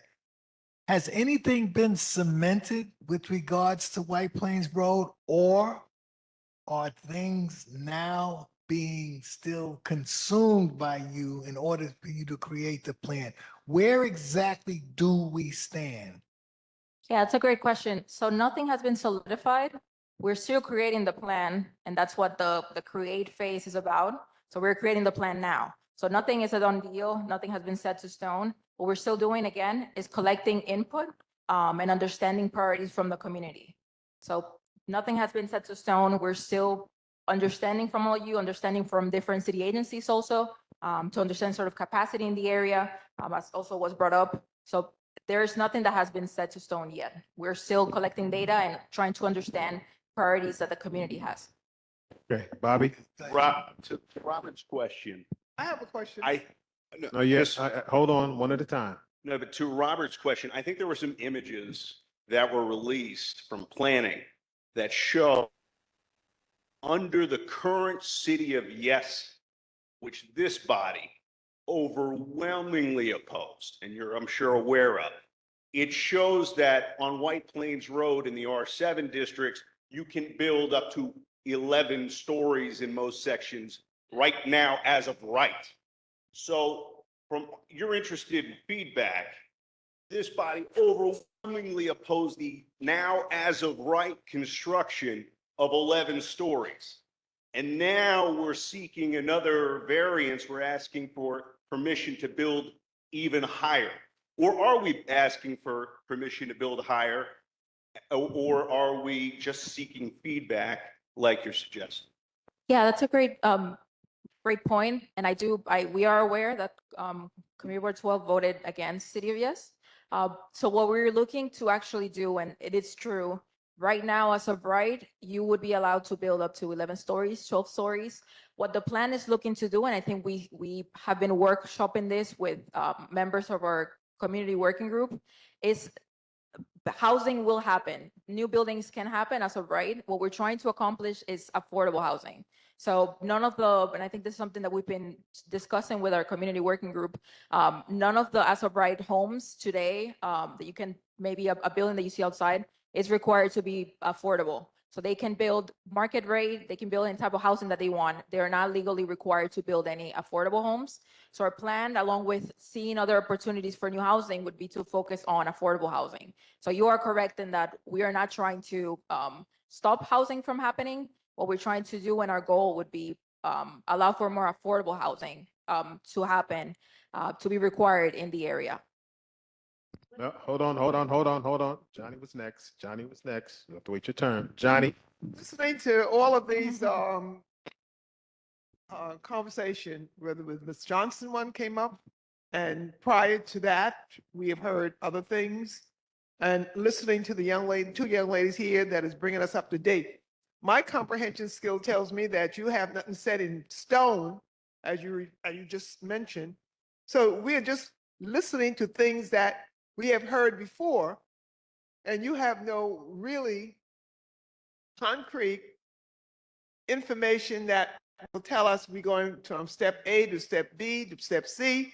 We're just listening to things that has been repeated to us on several occasions. Correct me if I'm wrong. Okay, just so it was a little hard for me to hear, but I think what you said was that you're just hearing the same things and you're not seeing us kind of showing you new things to get to step 1, 2, and 3. Is that correct? Okay, yes. So we have been, and it does feel repetitive because we are learning from you all about what's happening in the neighborhood. Since we don't live here, we need to hear it very often and a lot of times for us to understand. So if we hear from 20 people here that there's an issue with sanitation from what we've been hearing, that gives us the clue and to understand that sanitation is a priority in this neighborhood. We're still trying to learn what your priorities are, and that's why things feel repetitive. We keep asking you to give us feedback in different ways because we want to understand it in different again, we're just at the create phase now. There is no steps or like a plan because we're now starting to get like the key information to get to the plan. So if we don't understand what your priorities are, we cannot make a plan. Otherwise, we'll be kind of like ignoring what you like. So for now, and I'm sorry, it's true, it feels repetitive because we're trying to learn from you as much as we can about existing conditions. Soon we'll get into our goal staging. We'll be workshopping with you all goals of things that you like to see in the area, but for now it will feel a bit repetitive because we are trying to learn from you about what's going on in the neighborhood. Many people here that I'm grateful that it also feels like this. It means that you've been attending our meetings, which is great. But there are a lot of people in the neighborhood that have not attended our meetings, that don't come to CB12 and maybe aren't able to see this presentation. So that's why we're also like to have all of you direct people to us, to our website, and have them also like give the information and like to give us their feedback. So as much as possible, I also like to ask all of you, give us your feedback, but also like encourage others in your community to let us know what's happening, what you like, what you don't like, and let us know what you think about the plan. Okay, Denise, thank you. Hi, Denise Echeverry. I'm just curious in the direction that the neighborhood is going in. What is the median family income for affordable housing on White Plains Road? You know, I'm not clear on that, or I'm not confirmed on that, but I can get back to you on that. Ariel? Hello. Hello. I just want to give some feedback. I think what is going on is kind of what Bobby said. We did give feedback, right? And we already know that this is going to happen regardless. So I kind of think that we already had a basis of what to start with. And I know that you guys held many workshops and I came to the workshops. I think what's happening is that every time we have workshops, and even though we're getting all this information, we're all kind of echoing each other. A lot of people want to see cafes, they want to see all these great things. But I think, unfortunately, it's giving the community a perspective that we're building it. And we can't pick what business is going to develop in these buildings. So what's going to happen is that you're going to have angry people because they're like, oh, well, I sat in your workshop and I showed you cafes and I showed you all these beautiful things that we were thinking. But I think the direction now can be a little bit more transparent in a way talking about stakeholders and small businesses. Who are the stakeholders? Who are the small businesses that's on White Plains Road? Because we're trying to figure out like how are we keeping our residents and our business together. I think that for us, we're kind of past the building all the information because I feel like we already have the information in a way. Of course, you guys need it, but I think that in a sense, we're going against like economic development versus self-preservation. And I think what the young woman who came up here talked about before, she's talking about like how do we keep White Plains Road the way it, keeping people here. Also, we're not coming off of an idea. We looked at downtown Brooklyn. We looked at Long Island. Like we have patterns of this and we did the same thing. So I think that would have been better is that what did you guys do in Brooklyn? Maybe not you guys, but what was done in Brooklyn that you could have done better for another community, because it's going to happen anyway. But the problem is not everybody in downtown Brooklyn still lives there. And we know that. We live in the community, we all talk, we know people who have moved. So for us, it's like, I kind of don't want to talk about like looking at a cafe and looking at these beautiful things. They're great, but realistically, we are not the developers. And you guys can't control the developers either. And I don't think that the community understands that. And I would like to also say that one raindrop never thinks that it caused the flood. So it's not, what's going to happen is that the developer is going to think like, well, I'm not the reason why people got pushed out. They're like, well, I'm not the reason why people are not planning. But the problem is the residents in this community are the ones who's going to feel it. And I would hope that I can stay here, as a lot of people do. But I think this is where we are getting into. So I think that's kind of a clarity of like, this is our issue. We set that in the city of Yes. And I don't know if you guys are in a space to kind of get to that point, or if that's something that another administration does. And lastly, if there's any CBAs, like, are we talking about developers who come here? Are they paying into our community? Are we doing things for school funding? Are we doing things like that? I think that's where we're at. So I think that unfortunately we're on two different pages, but we have to come together because it's going to happen. But just to give you an idea. Oh, thank you. I Ja- love that feedback, and I think, oh, okay. Um, I think the questions and the comments that you all have, I totally understand.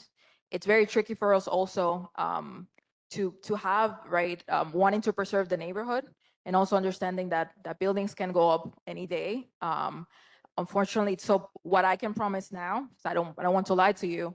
Yeah, I can take back what you're saying, to our leadership, and also to other, people that work with me, and also to other sister agencies, to kind of like put this out.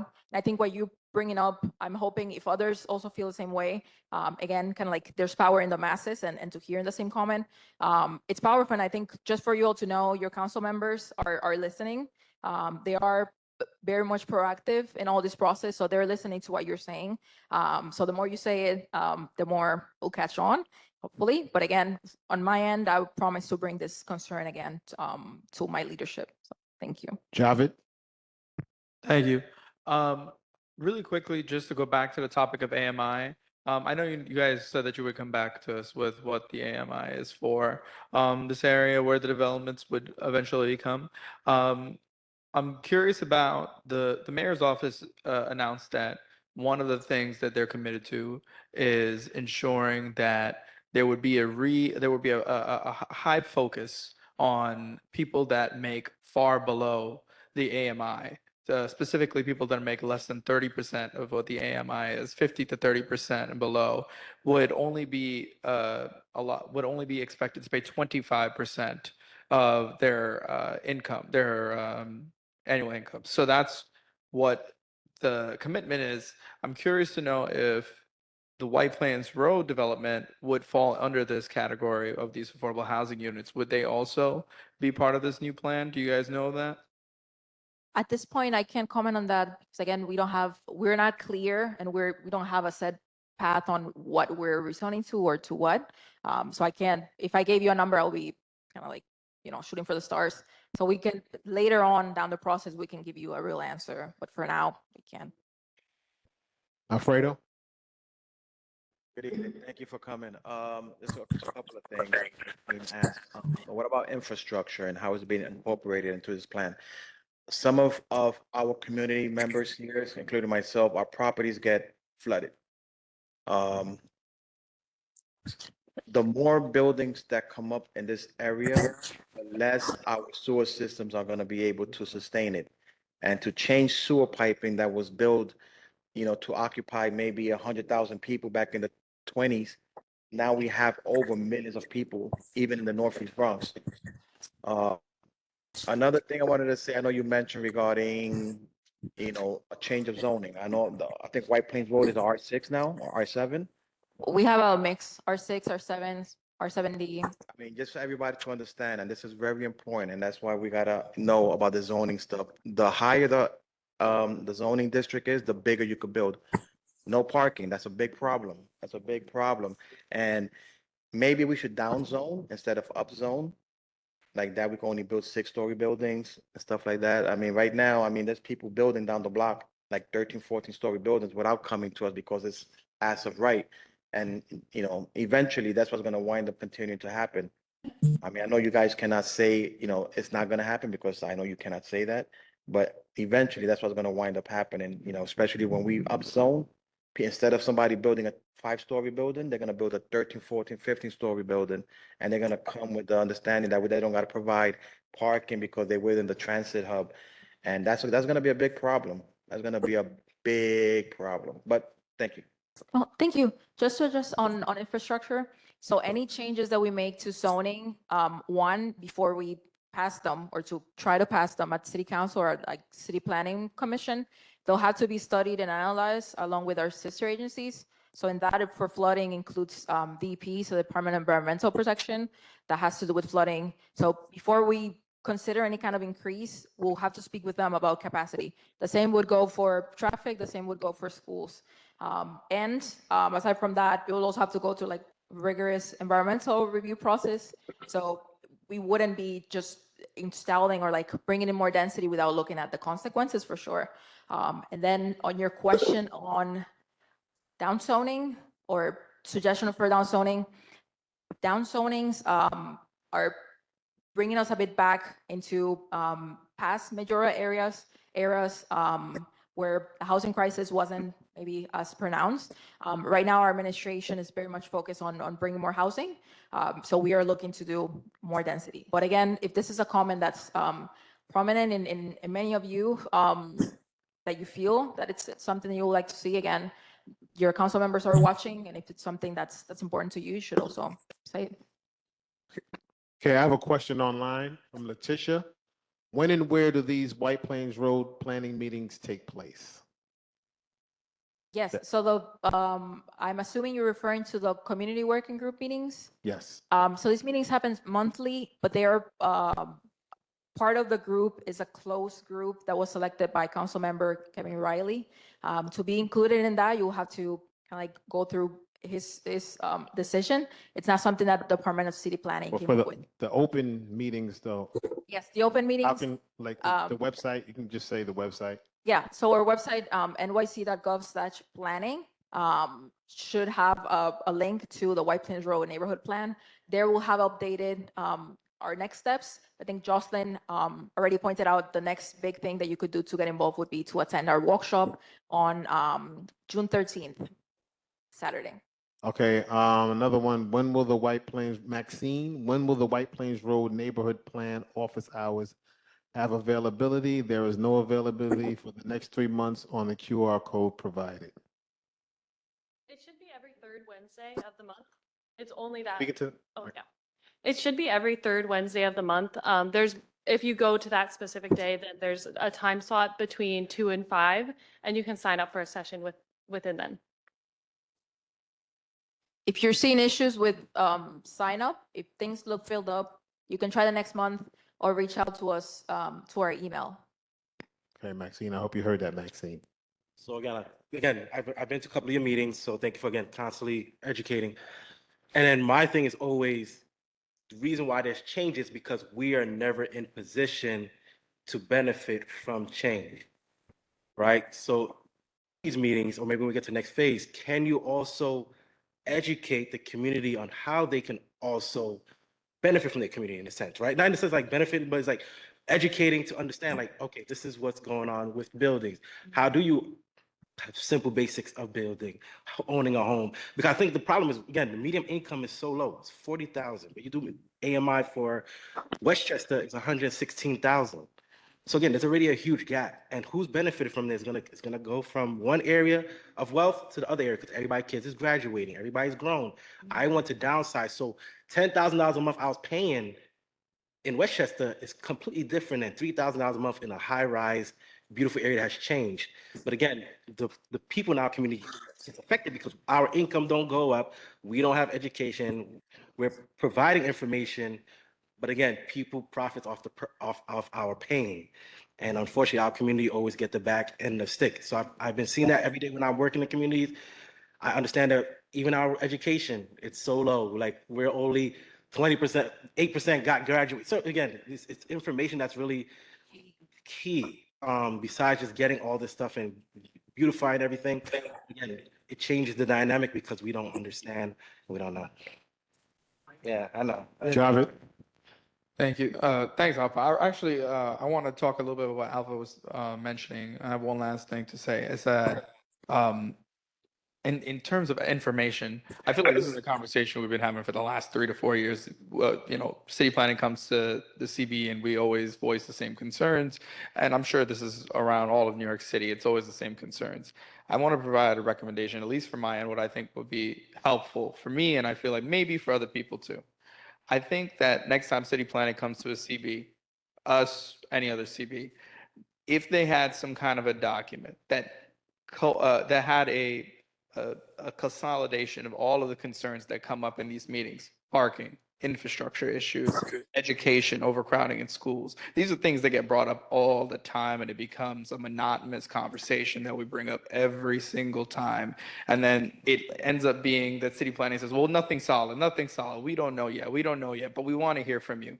If we can have something written down, so that way you can direct it to us, consolidation of all these concerns that always come up. I saw my parents. I used to see the pins. Said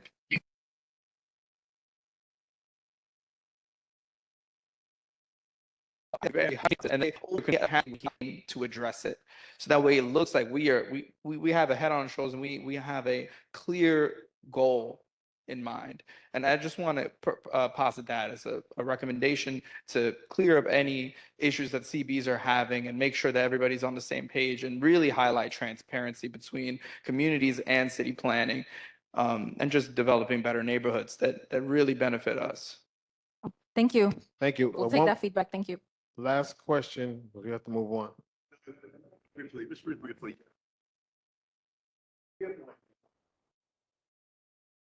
Start on. We have no idea. It's a projection. Start on. It's a projection as to how many buildings will go up along the White Plains, right? We have no real numbers, right? No. Right. And so how do you plan for, as they indicated, the infrastructure problems that we're going to have? Schools. I'm not quite sure. It's not really mentioned a great deal, but where are these schools going to be built to accommodate from elementary up to high school? Where are those buildings or the space or the spots going to come from to build those schools to accommodate those children? And that has not really been discussed. We talk about building homes and housing. We haven't even discussed ownership. We're talking about rentals. There's no breakdown as to whether or not some will be rentals, some will be condos that someone can buy. There's no sense of whether or not there's going to be affordable, actually, that people can own homes in the community. And the biggest thing for me is schools. If we're going to have all these homes built, and just say all along White Plains Road, we have 8-story towers go up, or 9-story, or 11-story towers go up, all along White Plains Road. Where are the schools going to go? I haven't yet to hear the plan as to how many schools are going to be created. And that's a problem for me. It doesn't make sense to pack all these buildings in here and we don't have the infrastructure to support the people that are going to move in, who want to create families and want to have families here. And that's not laid out to me properly. I don't understand what is being done right there. Okay, thank you for the question. So just quickly, again, as part of the neighborhood planning process, the Department of City Planning kind of like works behind the scenes to speak to other city agencies. One of those being DOE, so Department of Education, and also SEA, so School Construction Authority. We don't have right now an estimate or like how many buildings we foresee being built, but as we go in the next following months, we'll be working kind of like behind the scenes to work out the numbers. From those numbers, then we'll have an idea to hand to the city agencies and say, this is what we're estimating. Where are we with right now school capacity? Where are we with flooding? Where are we with maybe potential new schools? And then we'll have kind of answers to those questions. Fortunately, right now we can't because we need to work out the numbers. But again, it's totally understandable, and that's something that we take very seriously. School capacity for sure. If there is a need to build a new school, that will also, of course, be brought up in this plan. But at this moment, we can't speak to it because we don't have the numbers yet. Okay, thank you. Very quickly, we have to move on. I know. Yes.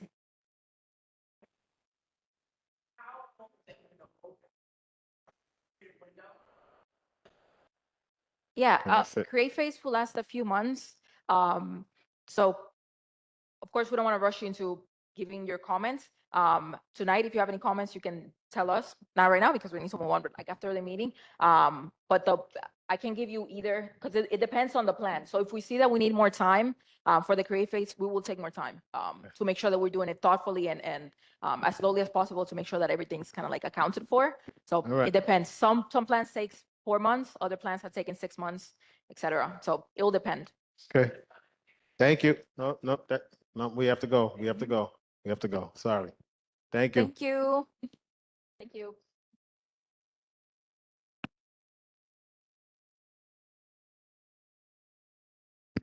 District Manager's report, George Torres.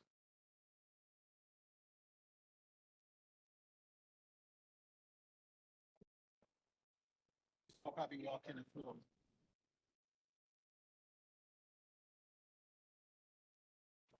George is right here. George. Sorry about that. John, if you can put it up real quick. Denise raised a question on what the AMI is for the city of New York. The 2026 AMI for the New York City region is $152,700. We'll scroll down a little, I'm sorry. Scroll back down. No, oh, yeah, right there. For a 3-person family, that's 100% of AMI. And I think that that is actually a critical thing that is missing from the conversation when people say that we want to build affordable housing. If you scroll down now to what 30, so this is just a chart. It shows you all the AMIs. It goes up to 175%. But if you keep scrolling down, stop right there for a sec. It says income bands and percent of AMI. So it shows you what extremely low income is, 0 to 30%. Very low income, moderate income. So that is the family that is making $152,000. That is 100 of 3. That is 100%. That falls between 81 and 120%. Scroll down a little bit more where it says 2025 New York City affordable monthly rents. So that family at 100% AMI, 3 people, you would imagine you need at least a 2-bedroom. 100% at 2 bedrooms, that's what I'm saying, $36.45 for rent. And again, so that's what we're contending with here. Again, I don't suppose I'm not a homeowner. I live in Co-op City. I'm in the Mitchell-Lama, so my circumstances are a lot different. But I know back in the day, $3,600 qualified as a mortgage, not a rental income.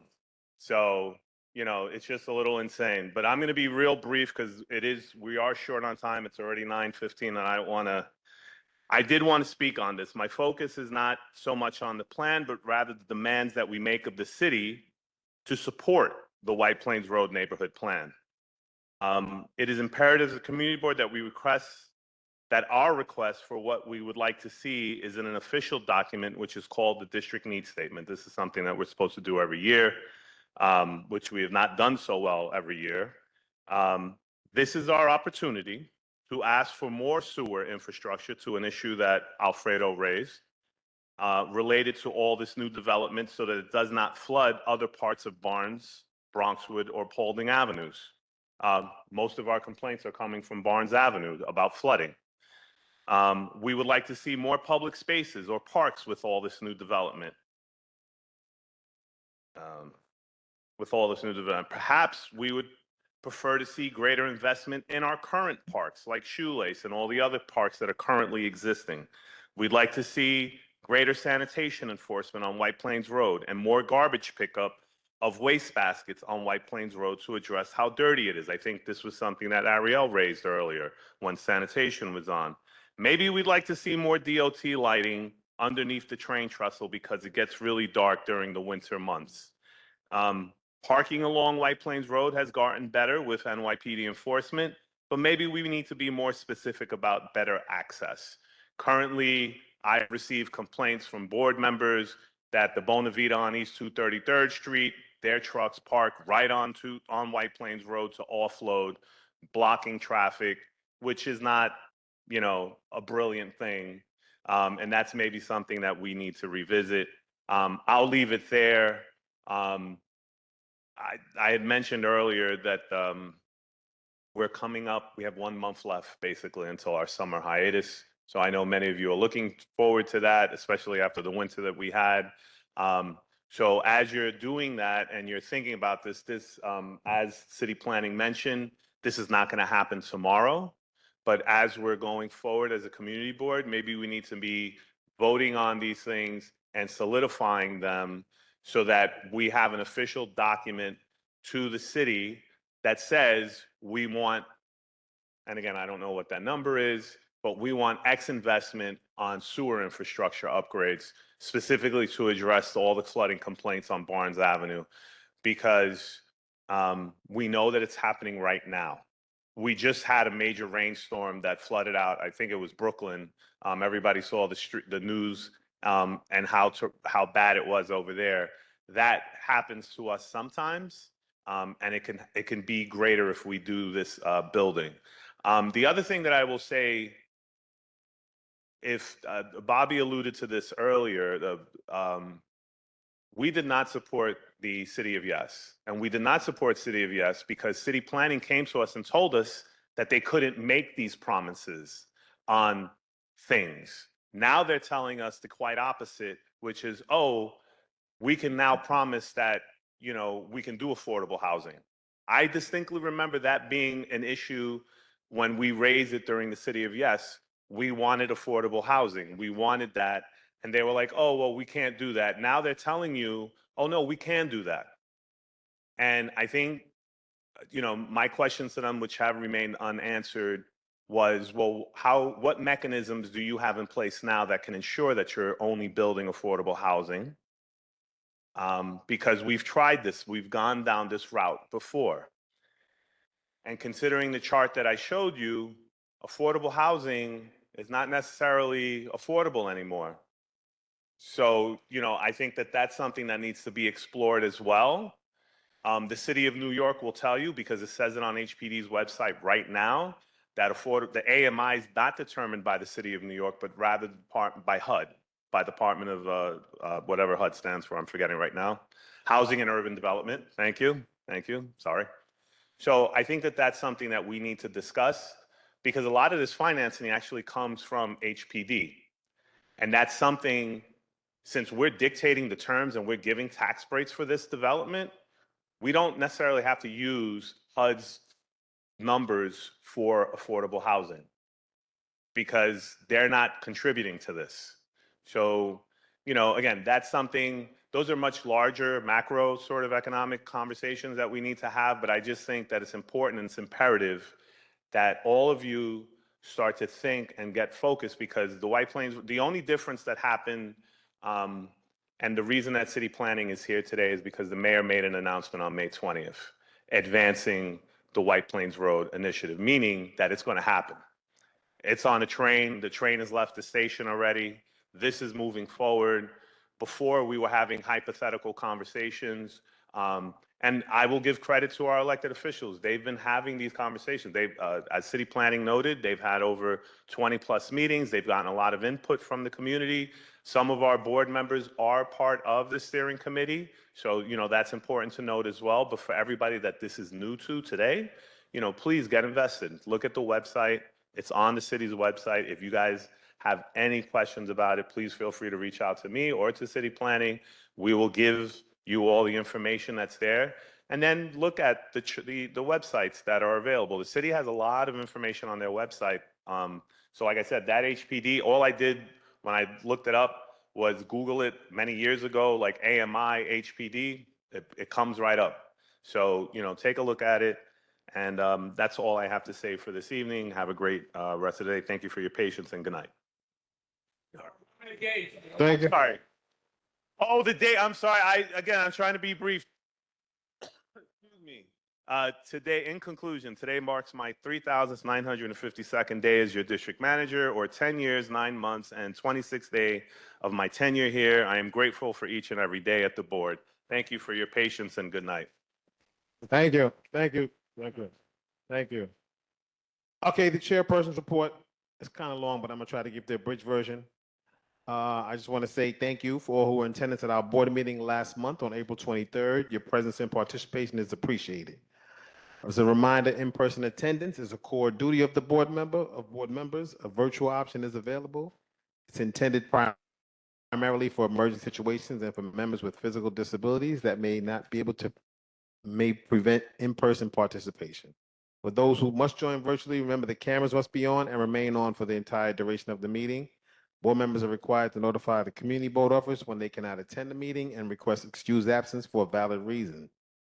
Just a reminder, it's essential that we maintain a consistent level of decorum and professionalism with all presenters who come before our board. Many of these individuals and organizations choose to attend, are invited by us, and are not obligated to do so. Their time and expertise and willingness to engage with the community deserve our full respect.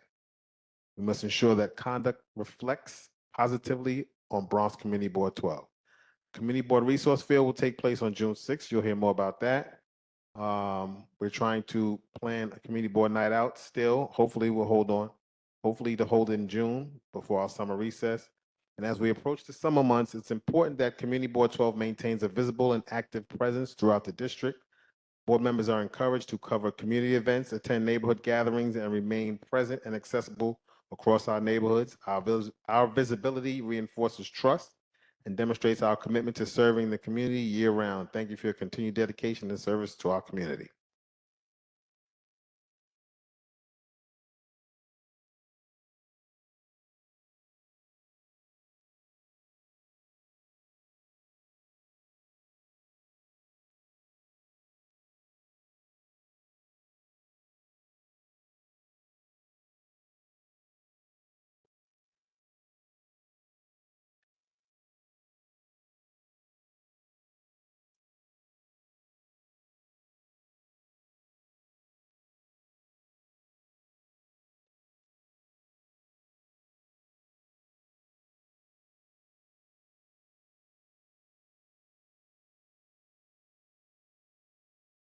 Microphone 1, microphone 2.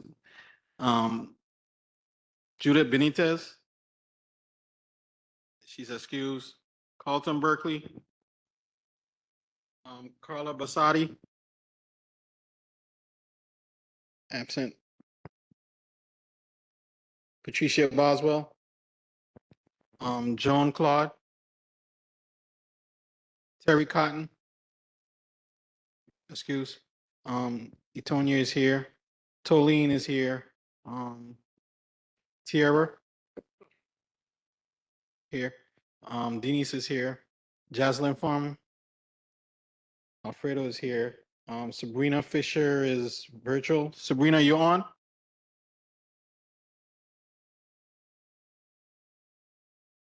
No. Says absent. Johnny Goff is still here. No, just saying to myself. Sheila Grierson, Robert Hall, and myself, John Isaac, Alpha Kamara, Robert Link, Malik Javed, Mark Udabank, is absent. Kimon Martin, absent. Lucille Martin is excused. Mensa, Mommy, Amy, is Mensa here? She's here? No?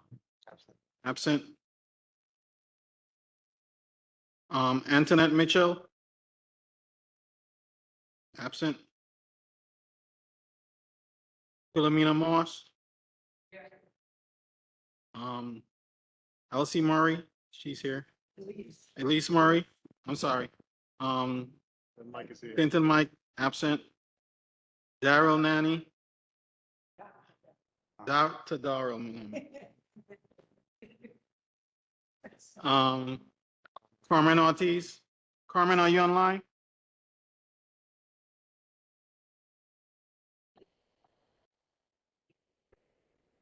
So I put her absent. She's excused. Shamar. She's excused. She's trying to speak. John, she's excused. She's excused. Okay.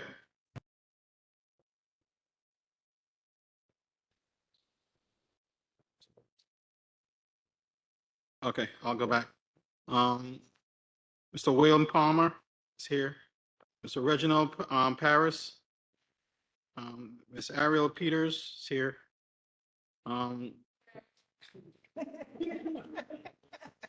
Dr. Dominique Finn is here. Anthony Reed is, he's online. We got you, Anthony. Nicholas Rosa. Okay. So excuse, right? For now, he can't vote. Dr. Sherry Samuels. Karen Skinner Parks. Carl Stricker is here. Benga is here. Deborah Torado is here. Troy Thomas. He had an emergency. Okay, so excuse. So who you said we missed?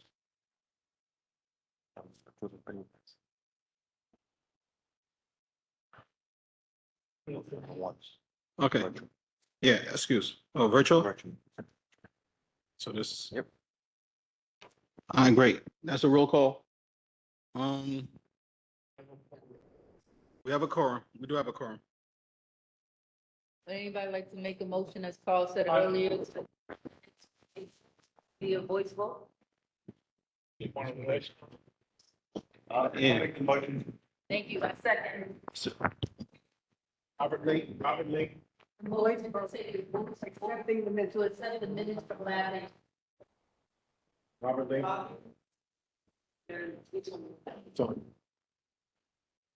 Right? Everyone that is in favor, please say aye. Aye. That have any abstentions, please say I abstain. Any refusals? All right, ayes have it. So the motion was made by Etonia. Or call. Second. No, actually, it was made by Bobby and I said, yeah. Bobby and Etonia.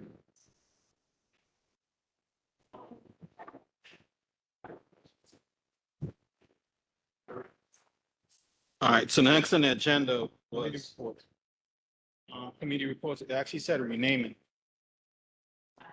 Actually, do we have any committee reports? Okay.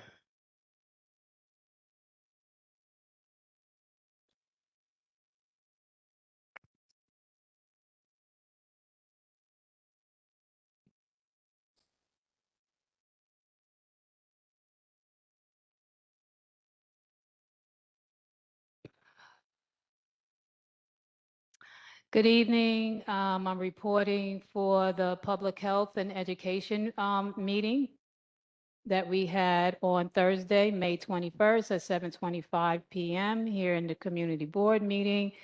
We had a quorum. We had some speakers that were also here today. We spoke on hypertension, which was one of the first. We have a slide on that, a PowerPoint, but in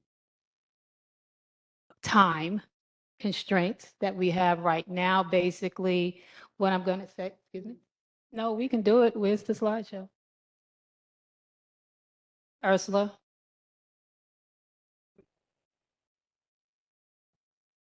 Or Tonya has it, or I had it? Yes. From Ursula?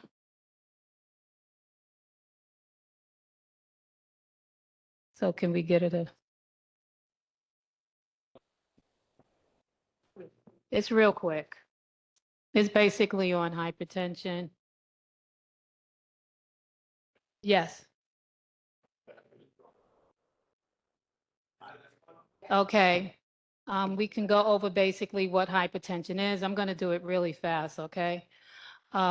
It's basically also the stress amongst your body that's going on. It's the silent killer. It's the pressure. It's your high blood pressure excuse me. Oh, sorry. Okay. It's the force of your blood moving through your body, that the blood pumping through your body. And sometimes this blood pressure is too high for too long, and it can damage your blood vessels over a period of time. And it's a silent killer in which many people don't know they even have it. Next slide. Okay, so the first thing to do to try to control your high blood pressure is to eat healthier foods, reduce salt, drink more water, exercise regularly, reduce stress right now, sleep 6 to 8 hours daily, and limit your alcohol intake. Stop smoking. I know. Warning signs of headache, fatigue, dizziness. But the main thing that continuous high blood pressure does right now, and we have a lot of young people, it affects young people, middle-aged people. Hypertension does not discriminate. It can all lead to stroke. And the signs that, next slide. And the stroke happens when the blood flow from the brain is blocked or reduced. The brain does not get enough oxygen. The brain cells die within minutes. Stroke is a medical emergency that needs quick treatment to save a life. Next slide. Okay, so now this acronym right here was FAST, in which has been updated recently, right? So now instead of FAST, which was basically you looking at somebody to see if they're having a stroke, it's the facial drooping, the arm weakness, speech difficulty, and timing. But right now it's BFAST, right? So the B in front of the B is the loss of balance, and also all sudden eye visual disturbances, right? So now it's BFAST. So sudden loss of balance, all of a sudden having loss of eye vision, and then having the facial drooping, the arm weakness, the speech difficulty, and time. And I'm saying timing because of the fact that as being a professional and a nurse, I have people calling me. You don't need to call anybody else in your house, another relative, another nurse, or your doctor. You need to call 911 and get to the hospital immediately, because timing is everything for them to give you critical medication and testing in order to save your life. So you want to control your blood pressure in order to live, which is the bottom line there.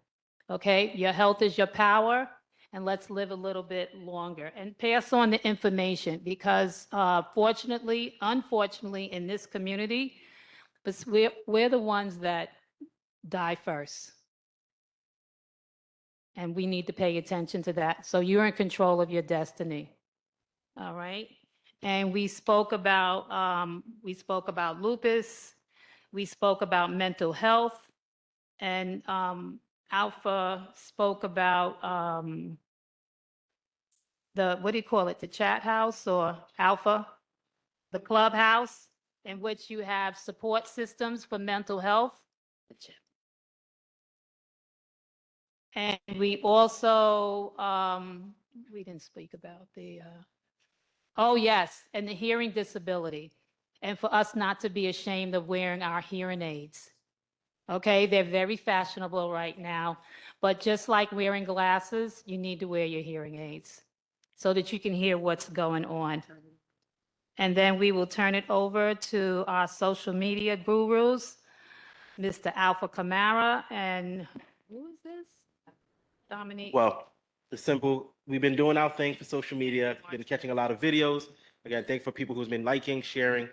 One of the things I want to propose, when you're in the event, I would love to see if we can I want everybody's input with it. So if you're at an event, if you could take a picture, I feel like send it to Ursula, so Ursula could then send it to us. I think I want to do some more real time.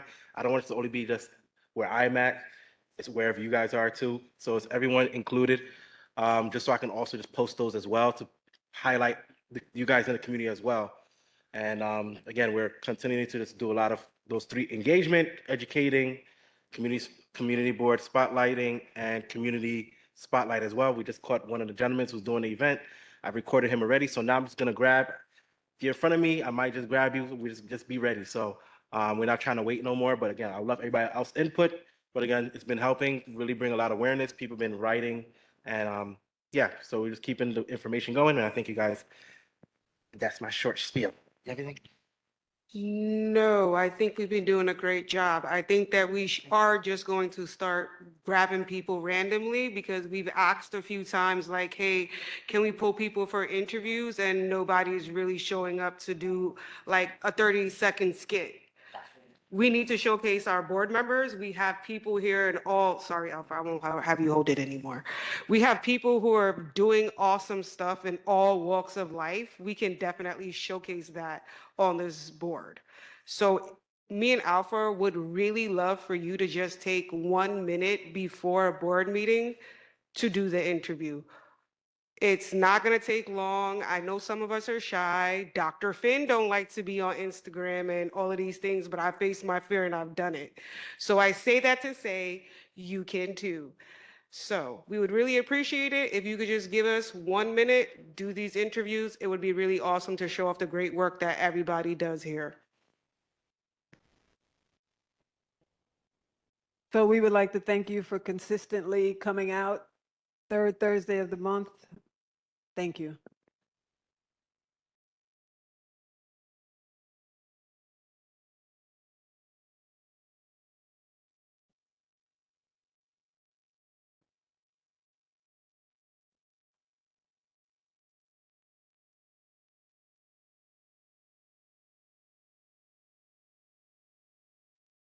Hi, I'm just going to skip a little bit to next week's event. So the Community Connect event is no longer on the 27th. It is now next week, Saturday from 12 to 4 p.m. I want to shout out some people on the board that have been helping me behind the scenes. One next to me is Elise. Shout outs to, I call her Auntie Sheila, but Sheila Gerson. Shout out to Lucille Martin, who's not here today. Also, shout outs to Etonia, and then shout outs to also Tolene. We've been working behind the scenes very hard to get this event put together. It is next week. I would love all hands on deck to just get people here. We have about 25 vendors that are coming. Some are small businesses, some are health and wellness, some are kid-friendly, some are just different things throughout the district. We have Golden Crust participating by giving patties. We have Drips donating some food. We have 2 dispensaries coming to talk about whatever they do at that place. We also have other community stakeholders that will be here. We really worked hard on this event, and I would really love for all of our board members to come out. I hope that this can be an annual thing so that we can showcase even more businesses in our district. If you would like to come help on the day of, I do have some of my students, but if you would love to help, you can see me after, and that would be amazing. Thank you. Oh, 12 to 4 p.m. next week. Thank you. You're doing a great job. Okay, we have to vote now on the public hearing for Equality Charter School. Okay. We're gonna wait. We'll do that first.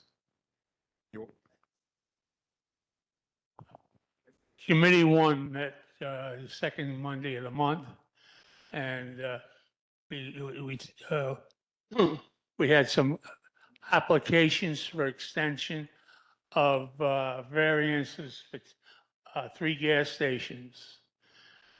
We the first one was with Gun Hill. 786 Burke Avenue. They're way behind on their application for renewal. I think they're about 8, 9 years behind. They're looking for a 10-year variance. They used to sell cars. Now, my good friend over here, Alfredo, said that used to cause problems. They haven't sold cars in a couple of years, which made the area a lot easier to deal with. Now, we approved the variance for extension of 10 years with the caveat that he will not be permitted to sell any cars in those 10 years. So that was our motion. We'll give him the 10-year variance, but he will not be permitted to sell cars. And the second gas station was a Shell station on 233rd Street and Bussing Avenue. They want to rebuild it. They want a variance, but they want to rebuild their station.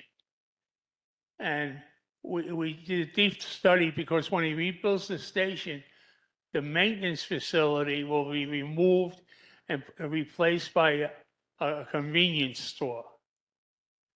And we're a little concerned about the employees who are employed in the maintenance shop. But either way, the Shell station will be closed for a couple of years. And we approved the variance, again, on a caveat that the Busing Avenue entrance and exit be closed because it has many hazardous issues going in and out of the gas station.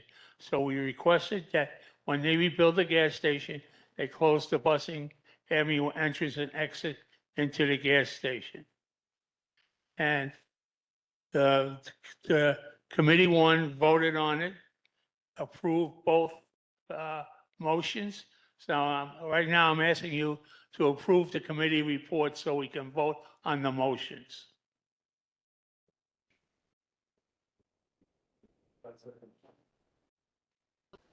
Carl, you're making the motion? No, no.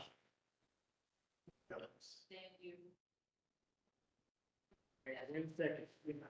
Okay, now we need to take a vote on it.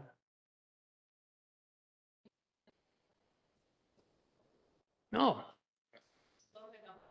I guess just to piggyback on what the chair said, and this is very important, particularly with 834 East 233rd Street. I was in the meeting. I'm not part of the committee, but my concern, because that's my gas station, was that for them to revise their BSA drawings and remove the curb cut that's on Barnes Avenue. So if we're gonna approve it, it's with the conditions that they're gonna remove that curb cut. That curb cut is useless and it's dangerous, and it has no merit for being there. So we just I don't want for us to approve it and then they go ahead and rebuild and keep that curb cut there. So I just want to put that on the record that if we're gonna proceed with approval, it's with the motion that they remove the curb cut that's on Barnes Avenue. Okay, thank you. Okay, so take a vote, a voice vote.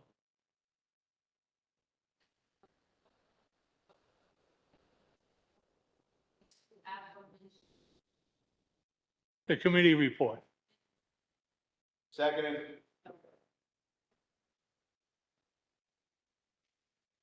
Anyone hear that?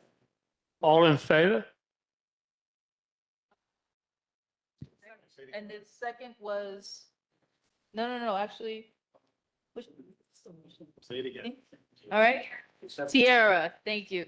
Okay, so to be clear, the motion on the floor currently is the committee number one, The committee report. to approve the committee's report as well as the things that were aforementioned by Carl, which is the two things regarding the Shell gas station as well as the location at 786 Burke Avenue. That's correct. All right. I put the motion out on the floor. The motion was then seconded by Tierra, and now we're moving forward with a voice vote. It's going to be same as we did a moment ago. So if you are in favor, please say aye. If you have any abstentions, please say I abstain. Okay. Any recusals? All right. And checking everybody online. Anthony, you're all set? Ms. Benitez, you're all set? All right. We're good to go. Motion passes. Okay, now we need to address each one separate so we can write a letter. All right. So I'm asking for a motion to support the removal of the in lane and out lane from the Shell station on 233rd Street into Busing area, that there be no entrances or exits.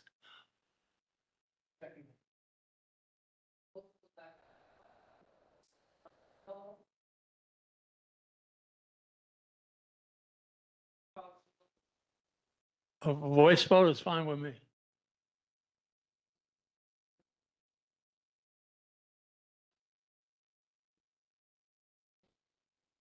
Favor, please say aye. Aye. Please say nay. Are there any abstentions? Any refusal? All right, the motion passes. Okay, the next thing on the agenda is the gas station at Burke Avenue, 786 Burke Avenue. Uh, We again approved the variance for 10 more years, but with the caveat of no permission to sell cars or trucks.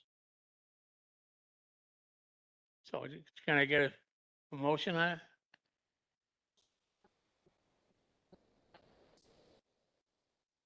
Yeah, I have no problem with a voice vote.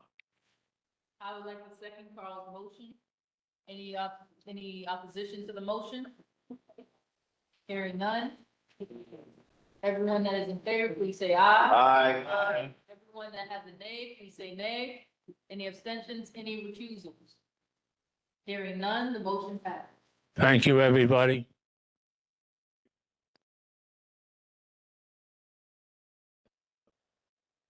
Oh, that's you. John, you're traffic.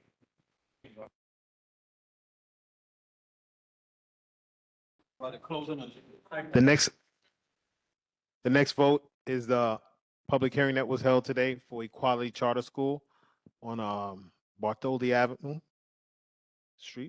Bartholdi Avenue. Amanda Mercado spoke today, and so we're going to take a vote on closing the streets. Just hold on. Right.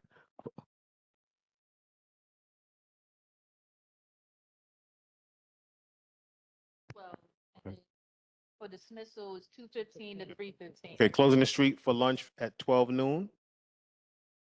And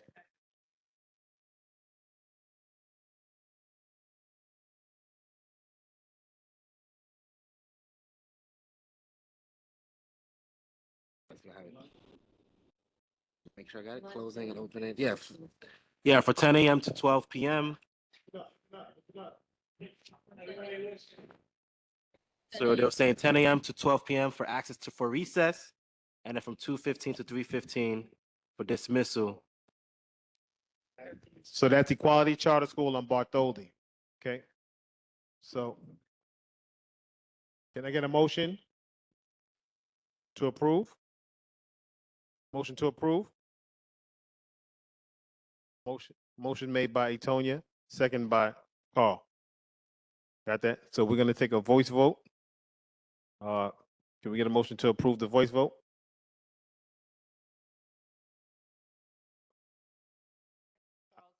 Alfredo and Carl second on the voice vote. So we're gonna take a voice vote on Equality Charter School, Bartholdi. And everyone in favor, say aye. Anyone abstaining, say I abstain. Tierra Donaldson. You got that? Tierra Donaldson, abstain. Any nays? Okay. Any recusals? The motion passes. Thank you.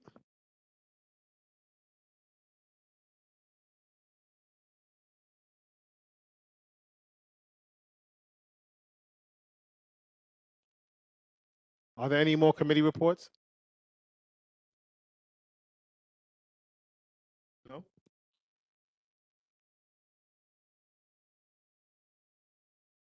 Okay.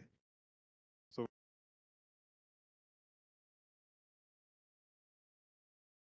okay, so now we're gonna have an election, and we have to select a nominating committee. So at this time, the nominating committee. Okay, we're gonna do that. Where is it on the? I got it. Okay, let's take that. Okay, first of all, I have to say, Committee 2, Alfredo, Committee 2 needs to have a meeting because we need the name changed, Committee 2. So, okay, but you guys have to vote on it in committee.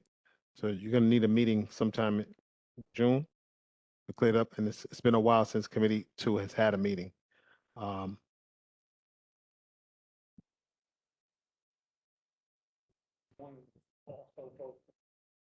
Right, committee one and committee two. So that's really all I have on that. It's just that before we break, we want these committees named, okay? One and two, right? Okay, okay. Thank you. So now we'll go back to what I was saying before, which was the selection of a nominating committee. So we're having an election and my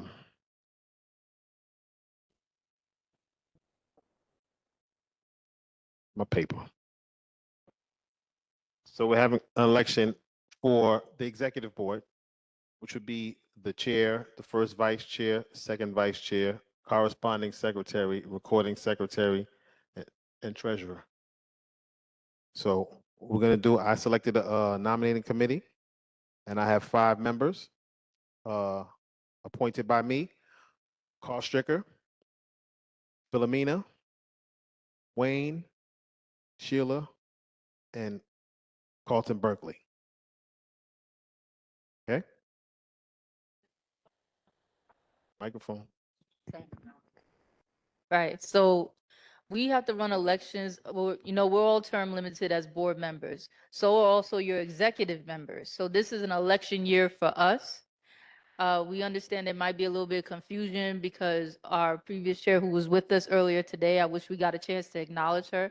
She has stepped down. When she stepped down, Clinton mandatorily has to step up.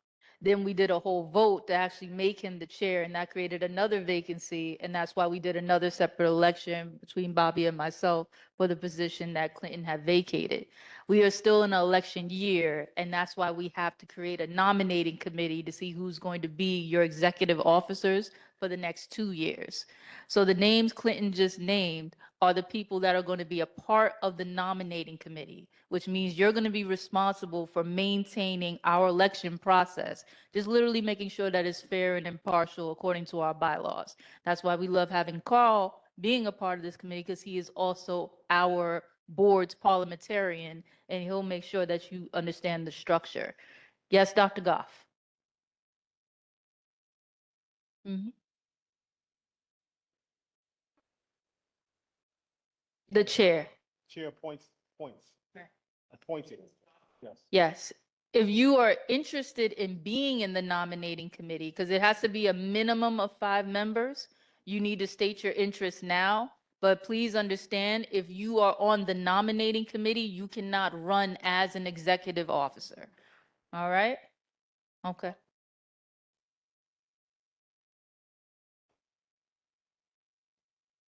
Oh, go ahead.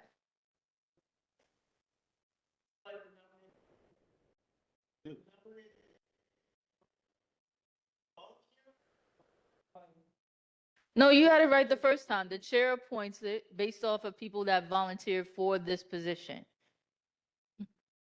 All right. So if they didn't volunteer already, he is appointing people. If anyone that was just voluntold for this position does not want to do that position, you need to speak off to the side with the chair so then he can appoint someone else. All right. All right. The chair is Mr. Clinton Mike. All right. Yes. Really? Yes. Don't call me no more. Well, to be fair, exactly. There's so many committees, and you're only the chair technically till June. Like to be really fair, like to be really, really, really fair, you still have to run if you want to be the chair.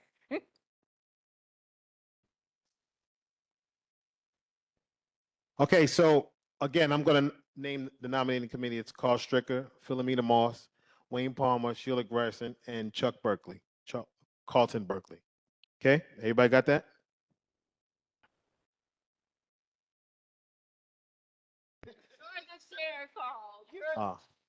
The committee can come up with the chair and decide who wants to be the chair.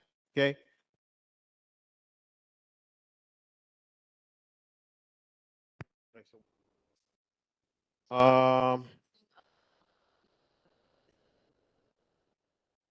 Stating that it runs.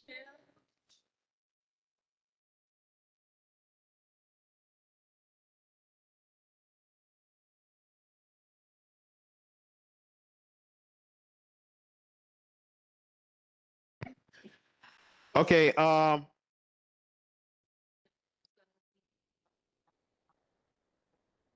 So I'm going to open the floor now for nominations for those positions: chair, first vice chair, second vice chair, corresponding secretary, recording secretary, and treasurer. I'd like to nominate Ben for recording secretary. Sorry. Etonia Davis Lopez would like to nominate Dr. Dominique Finn for recording secretary. And it's seconded by Robert Link. Dominique, do you? No, I said the nomination. Bobby Link seconded. Yep, and that's exactly why we nominated you. You're correct. All right. Do you accept the nomination? Perfect. Anyone else? Huh?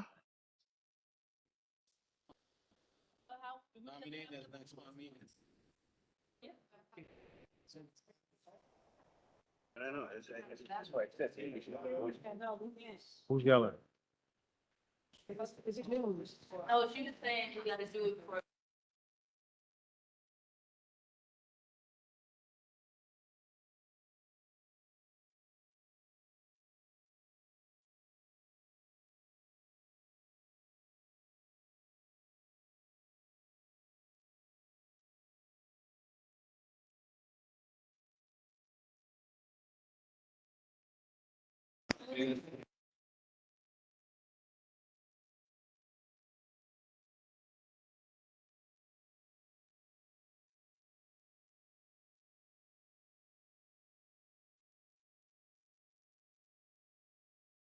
I think I have to say on my cap with this happy nomination. Can I say something, please? As long as I've been coming to community board meetings, they was always taken from the floor the day of when the nominating committee to the day of the election. It's always been like that. I don't see what the problem is right now. Thank you. Anything else? Anyone else? Yeah. I think that it makes sense, and I want to go home. It's late. If we could just do a voice vote to elect the nominating committee, just to make it official and everyone can agree that we've correctly selected a nominating committee, that would be my motion. And then we can take nominations from the floor at the next meeting. Yeah, we can take the nominations from the floor in the next meeting. I think what the bylaws say is that the board is supposed to elect the nominating committee. So you've proposed those names. I think I've moved so that everyone can agree. And so I just want to ask for a vote on that in particular. Okay, so let's just do that.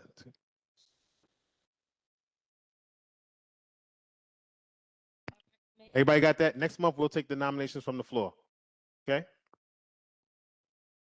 All right. So as everyone is right, I just want everybody to be clear on that. Everything that everyone is saying is absolutely correct. So from this moment forward that we've created a nominated committee, you can accept nominations. So we already have one for recording secretary. So if you are interested in any of the other executive offices as well as recording secretary, please reach out to George, Ursula, and the rest of the current executive board to state your interest in running.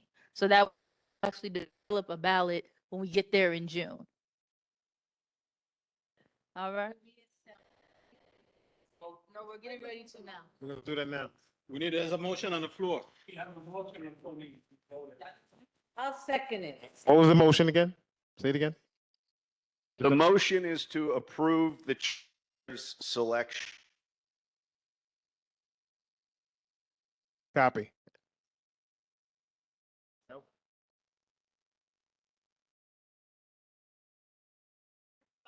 Okay. So can we get a motion for a voice vote? That we go for a vote accepting the nomination committee. Second, call. Okay, so at this time, we're going to take a voice vote on accepting the nominating committee. All in favor, say yay. Okay. All those not in favor, nay. Any abstentions? I abstain. Recusals? Vote passes. Thank you.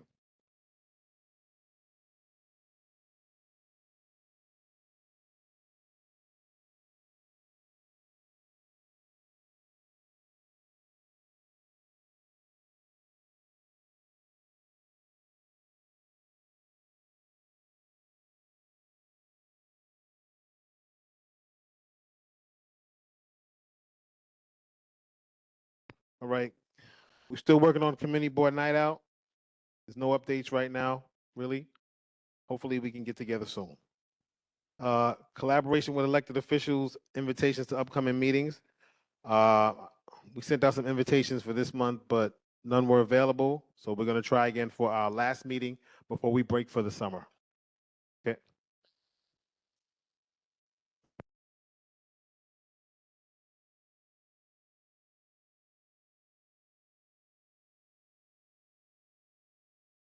Okay, so we're going to reach out again to Congressman Torres for our legislative breakfast, see if we can get that in before the season is over. And that's it. Anyone have anything? Tony, you have anything? John, do you have anything? Paul?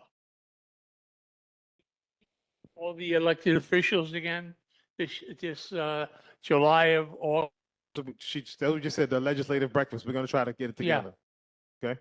Yeah, because we were talking about infrastructure. Right. At the last meeting we had, it was last August, I believe.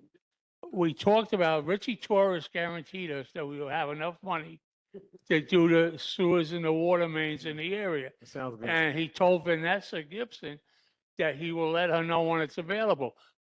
And now here's almost a year later, we haven't heard anything.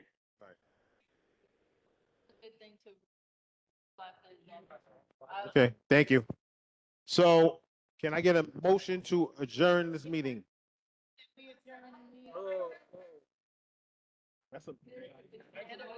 Thank you, everyone, for coming. We had a lot on our agenda this evening, but I'm glad we all stuck it through. Thank you, and have a good night. Everyone get home safely. It's good to see you. I'm glad we have quorum. We need quorums on a regular basis. Go Knicks. Go Knicks. Go Knicks. That's all. Nothing else to say. Go Knicks. Yeah. I didn't want to talk about that right now. I didn't want to talk about that right now. He better do something.